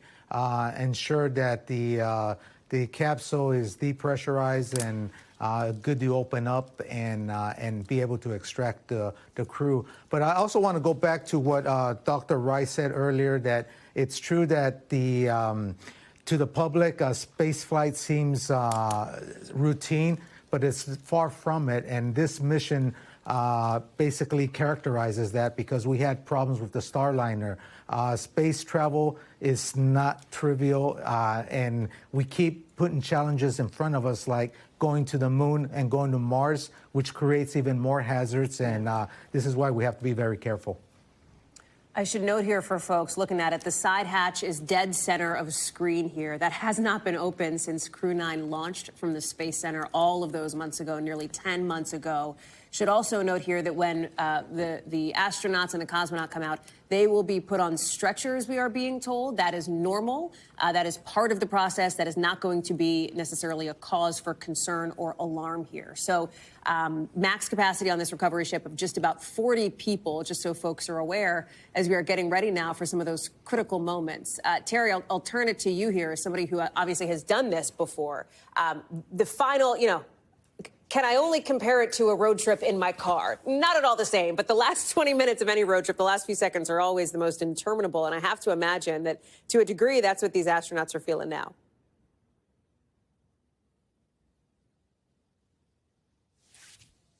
Terry, if you're with us. Nicole, how about you? Yeah, I think you're ready to get out at this point. You had that really amazing ride home. You're reflecting on the time and space. And I think at this point, you're ready to get out. You're probably ready to accept that stretcher and have them carry you to the next spot. Marissa, let me go to you here with what's next in these next 5 minutes or so. We're getting really close. Well, everyone, of course, is waiting to see that hatch open. Everyone wants to see, of course, Butch and Suni back on Earth for the first time in over 9 months, closer to 10 months at this point. But of course, as we've been talking about, those medical evaluations, that is going to be the very first thing. And then, of course, they are all going to be, as Tom Costello had noted, there is a plane that is loaded. It is fueled up, ready to take them to Houston Johnson Space Center. And that is where they will get their longer medical evaluations. And just as exciting, Hallie, of course, reunite with their families, because as we've talked about, Butch and Suni, these astronauts, cosmonauts, all of them know this is an act of service. They are serving their country, their world. So they knew that there was the possibility of having this get extended. I've spoken to several former astronauts about this sort of mindset, right? And you've heard it yourself, Butch and Suni in their communications over the last 9.5 months or so. And they've been consummate professionals. And at the same time, they have acknowledged that this was very difficult for their families. I have seen the social media posts from their family members. At this point, I have seen the TikTok posts from Butch Wilmore's daughters, and they have acknowledged that they miss their father. It's a normal thing, right? He has a daughter who's in high school. She is about to end her senior year, so I'm sure that there's a lot of eagerness by Butch to catch the very last bit of his daughter's senior year in high school. Suni is married. She's got dogs, so there's a lot here when it comes to, yes, they are professionals, but they also have family members they are so excited to reunite with, and that is what is waiting for them on the ground here once they get off of this boat here. The capsule pulled in closer as it was being hosed down. We mentioned that there's a lot of salt water that'll come out from underneath that side hatch. And now you see it there, dead center, right on your screen. You see them taking a look at it, getting ready, placing the ladder here in these just remarkably dramatic moments. And Nicole, dramatic every time they happen. It doesn't get any less incredible to see this. Humans in space returning to planet Earth safely and healthy. Absolutely. And I love what you just said, returning to planet Earth, coming back to Earth. How cool is that? And that we can do that. And that we'll be seeing their smiling faces shortly. They'll be taken well care of. And, I love the commentary about their families as well. All of this stuff is so much more difficult for our families than it is for us. And every single one of us is grateful for their support and their love and for their open arms that will be there when we finally get to see them again. Yeah, it's a good thing coming back to Earth. Let's listen in for just a second to the NASA audio feed. Fresh air since boarding their ships at the start of their journeys last year. And the very first person that will have the opportunity to say hello to the crew once that hatch is open is a SpaceX medical recovery personnel representative. Then we'll see procedures take place to remove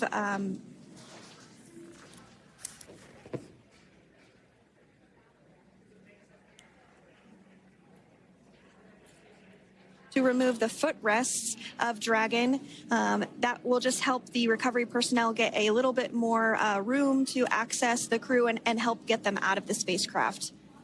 Yeah, you're absolutely right. Safety is, once again, top priority here, and removing those footrests from all 4 seats will be helpful as a recovery, as a SpaceX recovery team member will actually go into the capsule,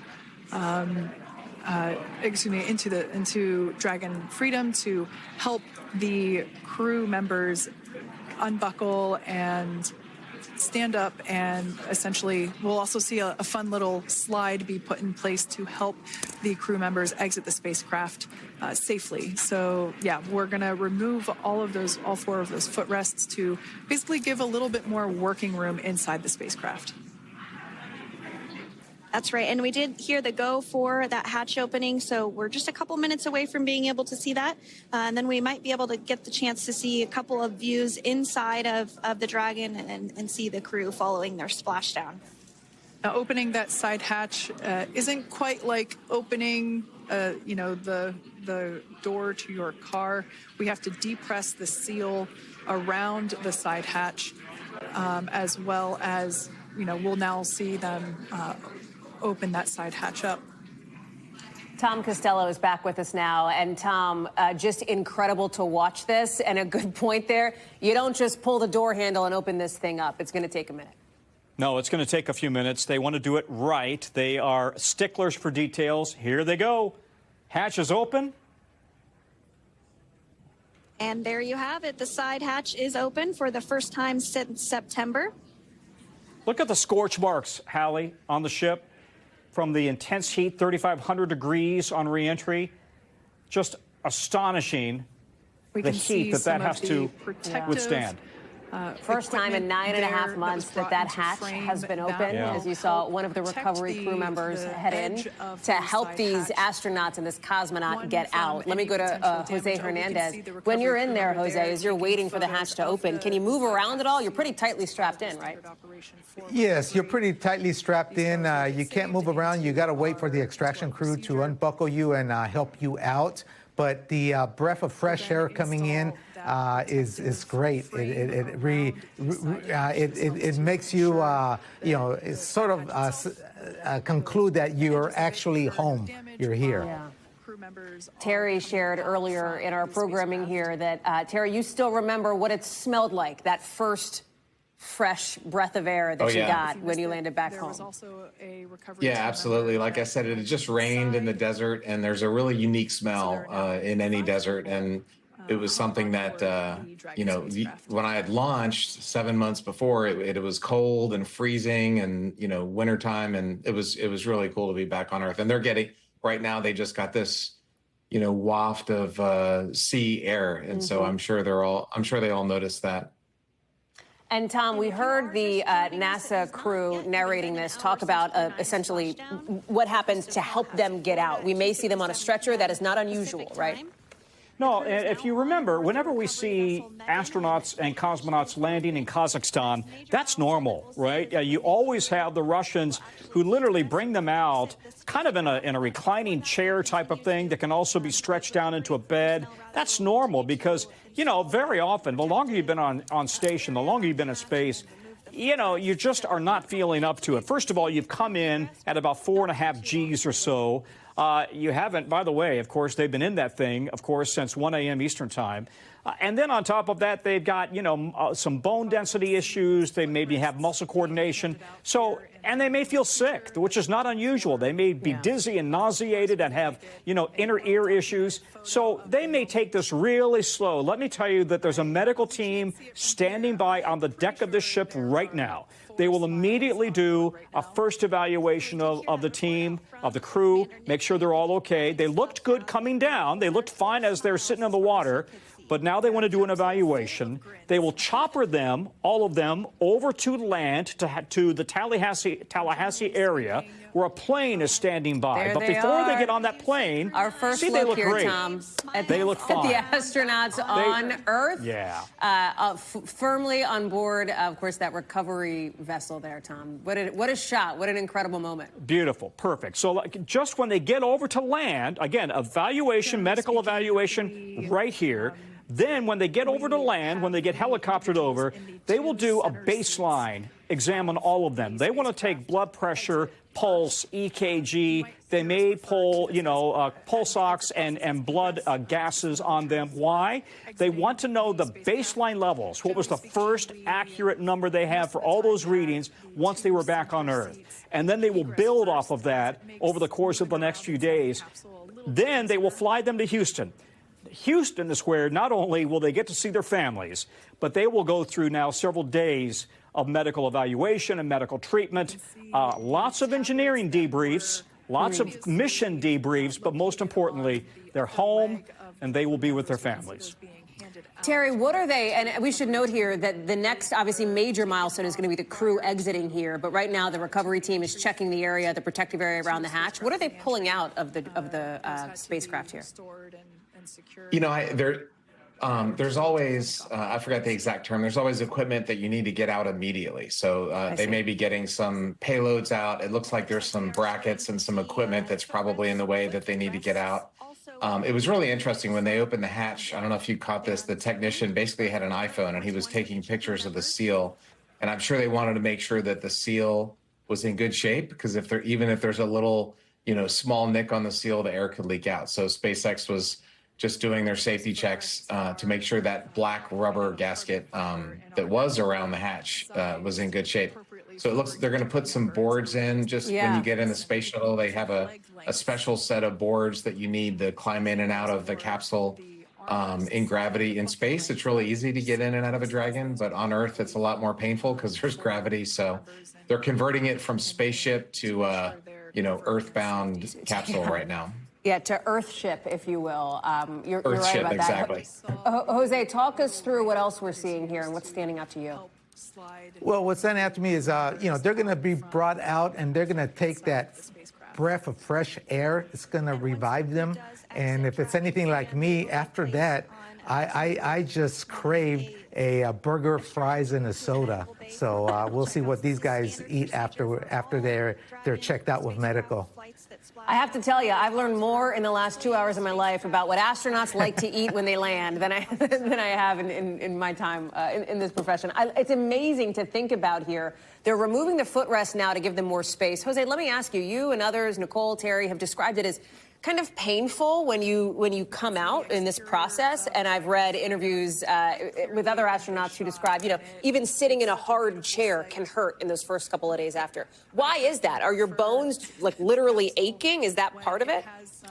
Well, your skin, your muscles have been conditioned to feel no pressure. When you go to sleep up in space, there's no pressure points. When you sleep here on Earth, you sit down on a chair, you got pressure points. Now you got to sort of develop those calluses again so that you don't feel any pain. Nicole, is that what the experience was like for you as well? Yeah, and you're so used to moving without any load on your body. And now you're back in gravity where you're this reality check of, oh my gosh, I got to think about standing up, how much my head weighs and holding it up and, kind of rolling out to get onto that little platform that's going to bring them. I mean, I remember feeling like I was doing the heaviest squat I'd ever done in the gym just to kind of get off the floor and stand up. And, your body, those little hairs in your ears are trying to figure it out again. Your body is, I think it was Terry earlier talking about how cool our brains and our bodies are, that they are working really fast to try to readapt. And I can imagine just sitting in their seats inside of this Earthship now, that's what's happening. They're like, holy moly, I weigh a lot. And I'm having to think about moving now. Tom, after 121 million miles, essentially, around Earth, we are just seconds away from Butch and Suni and the others taking their very first steps onto, if not dry land, at least a dry boat. It's extraordinary.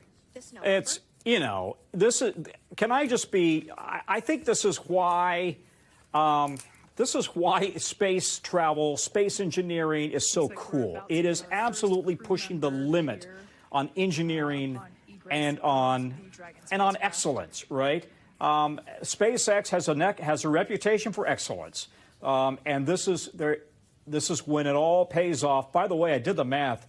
They have seen, Butch and Suni have seen 4,500 sunrises and sunsets over the course of the past, 9+ months here. their exit from And I'm just looking because it looks to me like, yeah, I think they're starting to squeeze out the first astronaut. We do. Let's listen in for just a second here, Tom, as we watch this.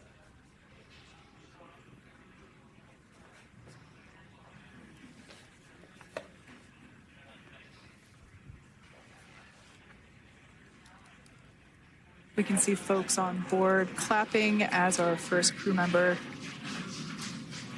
And that is NASA astronaut Nick Hague, commander of Crew 9,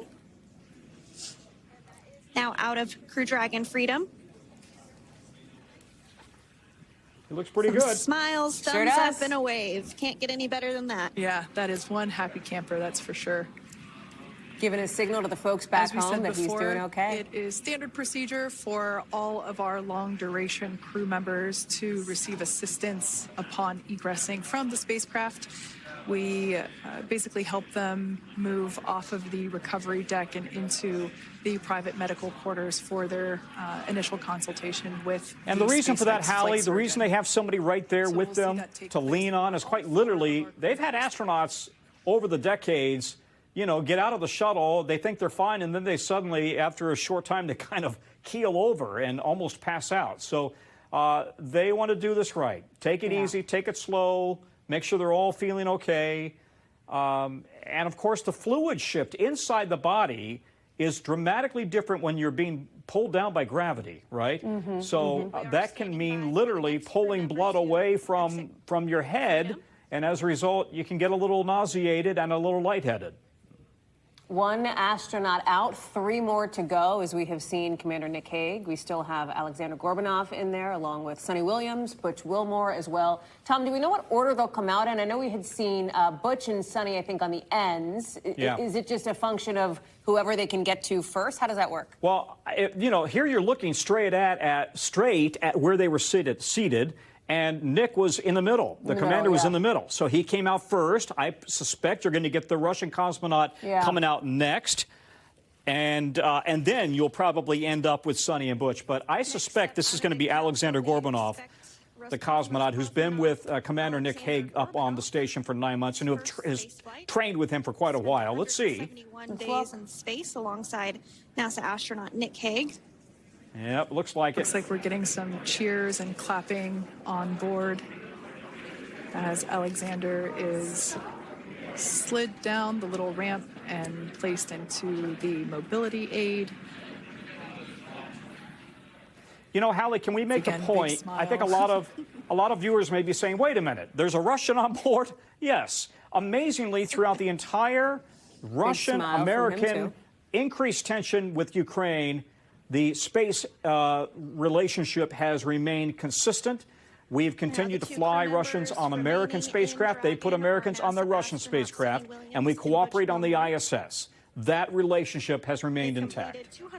Tom Costello, thank you so much. You saw, of course, Aleksandr Gorbunov there giving him another wave and another big grin as he was out. And now the 2 that are left, Butch Wilmore, Suni Williams, finally, after that unexpected 9.5 extra months in orbit at the International Space Station, they are getting ready to reemerge. And Terry, I have to ask, one of the things that I know happens when you're up in space, when you talk about the fluids and the pressure, your eyes can be affected. How is your vision adjusting as you're coming out of this spacecraft that has now landed, this capsule on the boat, into, you know, what looks to be like daylight, sunlight?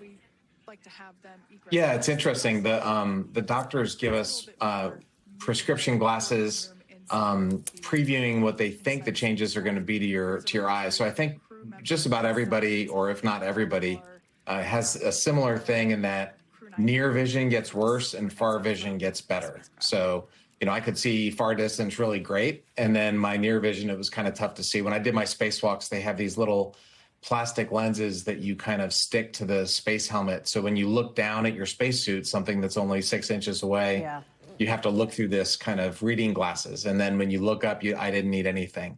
But I was very fortunate. I didn't have any long-term problems. There's been a few astronauts that have had issues with eyes, but knock on wood, my eyes were pretty good. And so the eyesight wasn't too bad. I'm sure of all the things they're experiencing right now, I bet you the eyesight is not one of them. One of the things, I grew about 2 inches when I was in space, and everybody grows a little bit. You just stretch out, and then they say when you get back, you shrink within a few hours. So the flights are. I was finally 6 feet tall in space, but a couple hours after getting back, I was back to 5'10". Nicole, for you, the moments of coming back out, reemerging, will they have an opportunity to give a phone call to their family members before they actually get back to Houston to see them in person? Oh, absolutely. I mean, they're so thoughtful about that kind of communication with our families. And I know if you had the chance to watch Terry after his landing, you know, one of the first things they get is a satellite phone to call home. And my guess is they've rolled out of that spacecraft and they get into that private little medical tent, and the first thing they're doing is calling their families. Let's listen in for a second here. The Dragon had an on-time splashdown. Oh, looks like we're getting our next crew member here. That is none other than Suni Williams. Big smile, big waves. She, like her other crew members, now will be assisted onto the mobility aid. Suni Williams out of that SpaceX capsule here on planet Earth. There we have it. Some waves, some thumbs up, and some smiles. Definitely seems to be a theme among all recovery operations. Marissa Parra, Suni Williams, first glance, she looks great. Leaves NASA astronaut She is Butch so Wilmore. strong, and you know we've been talking about the impact on your body. That didn't stop her from waving, from smiling, and you know you and me, Hallie, have talked about the importance of exercise before. And for people who don't know, I mean, these are not only just brilliant people, and is that Butch Wilmore? And here, let's listen in here. That was quick.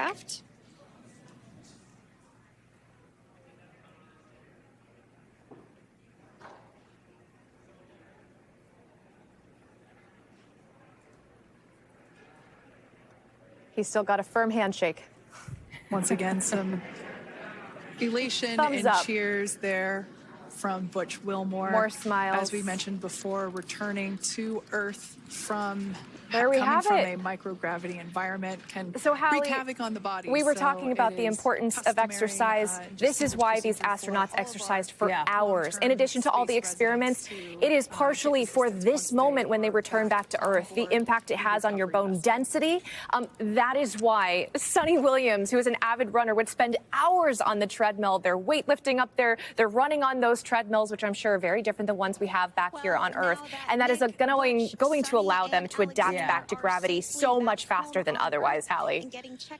Let's listen back for one more second. As you can see, the smiles, the joy, the clapping. You saw the applause from those recovery crew members out there. Let's listen for a second. Suni Williams were already aboard the space station when Nick Hague and Aleksandr Gorbunov arrived on the Crew 9 spacecraft in September. Having arrived as the crew flight test crew for Starliner, Wilmore and Williams were fully incorporated into the space station's Expedition 72 team and began research and other work aboard the station along with the other crew members.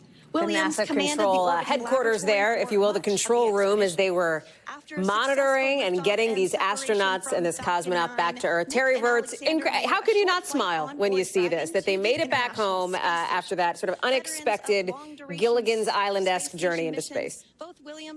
It's great, and you know, it makes you proud to be an American to see our space program doing well. But even the more amazing thing is that this has been going on since 2000, when Nicole and I showed up a little bit before Jose showed up at NASA.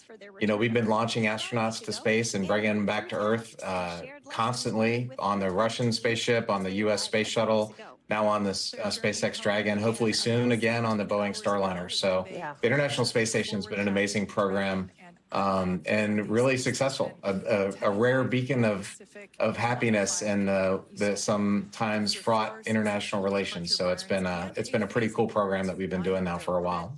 I'm going to ask you all to stay with me because I want to go to one of our NBC News reporters up near Boston, Jericho Tran, who's with us now at one of those watch parties. I have to think, Jericho, it was just a huge celebration when we saw Butch and Suni emerge from the Dragon capsule. The the entire room erupted into cheers. Everyone was so excited, especially when they saw Suni Williams. You got to understand, this is her hometown, so there are friends here. I'm actually with some former classmates. Maria and Tom, you guys went to school with Suni Williams. I mean, talk to me about what it was like seeing her come out of that spaceship. Just massive relief. Like, we're so happy she's back home. She was an awesome person in school. She did everything to excellence, and we're just so proud of her. Tom, I mean, how are you feeling right now? It's great. It's great to see she came back safe, and she's here, and everything's better. And I actually had the opportunity to speak with Suni Williams' mother just moments before she touched down. She tells me that she was excited. She's actually going to be heading to Houston to meet with Suni. She said that Suni will be in medical rehabilitation for at least 45 days. They've been working out in space for about 2 hours a day, but she was really looking forward to that. But that's the very latest here in Needham. I'll send it back to you guys. Jericho Tran, thank you so much from our NBC News station WBTS there in Boston at that watch party. And you are seeing those moments that the astronauts have been waiting for nearly 10 months, that the world has been watching and waiting for as well. Quick lightning round here. Final thoughts and what's next? Jose, I'll start with you. Sure, Haley. Just 2 words. Mission accomplished. That's it. Nicole? Woohoo is what I'd like to say. And, you know, thank these guys for showing us what it's like to behave like crewmates. It's a really wonderful thing. Emily, how about you? From a professional space fan, I want to say thank you to the astronauts who make the ultimate risk to go on these missions and inspire our country and our entire world. Thank you, guys. Terry? What's for dinner? When will their first meal, how quickly can they eat? Like now? Do they have to wait till they get back to Tallahassee or to further on? I don't know about Jose and Nicole. I was not. I had a big chicken sandwich in the airport in Kazakhstan. It was good, but I didn't want to have a big, plate of enchiladas and stuff. That was maybe a day later. All right, the readjustment period. Marissa Parr, in the 90 seconds we have left here, next steps, they will go to Tallahassee. They will then be reunited with family members, as you heard from Jericho there, in Houston, which will be a super significant moment for them. Absolutely. And of course, not just the medical evaluations, but most importantly, those reunions with their families who have been waiting for this moment for so long. The daughters, the family members. And Hallie, in terms of closing thoughts, mine is they make it look easy. Every time I go to NASA, I love walking past, the little stickers, the badges they have. And one of my favorite ones is, well, it is rocket science, right? Because people will joke it's not rocket science, but they make it look so easy, right? And you see Butch, Wilmore, Suni Williams, after everything they've been through, and look at that. They made it look so easy. They're waving, they're smiling, and they're consummate professionals through and through. So we all thank them for their service, everything they've done to further our understanding of space and the impacts of long-term impacts on space. Because, of course, we know that they are feeling it, but most importantly, they're excited to be back with their families, Hallie. Looks like something straight out of Hollywood. But these images that you are seeing here, this is real life. Those astronauts now safely back home on planet Earth. Marissa Parra, Dr. Emily Rice, Nicole Stott, Terry Virts, Jose Hernandez, thank you both. Thank you all so much for being with us, and thanks to our correspondents and to our experts who have joined us along the way for the ride. We're going to have much more coverage coming up right here on NBC News Now of the rest of the process. Stay right here. And splashdown. Crew 9 back on Earth. Thanks for watching. Stay updated about breaking news and top stories on the NBC News app or follow us on social media.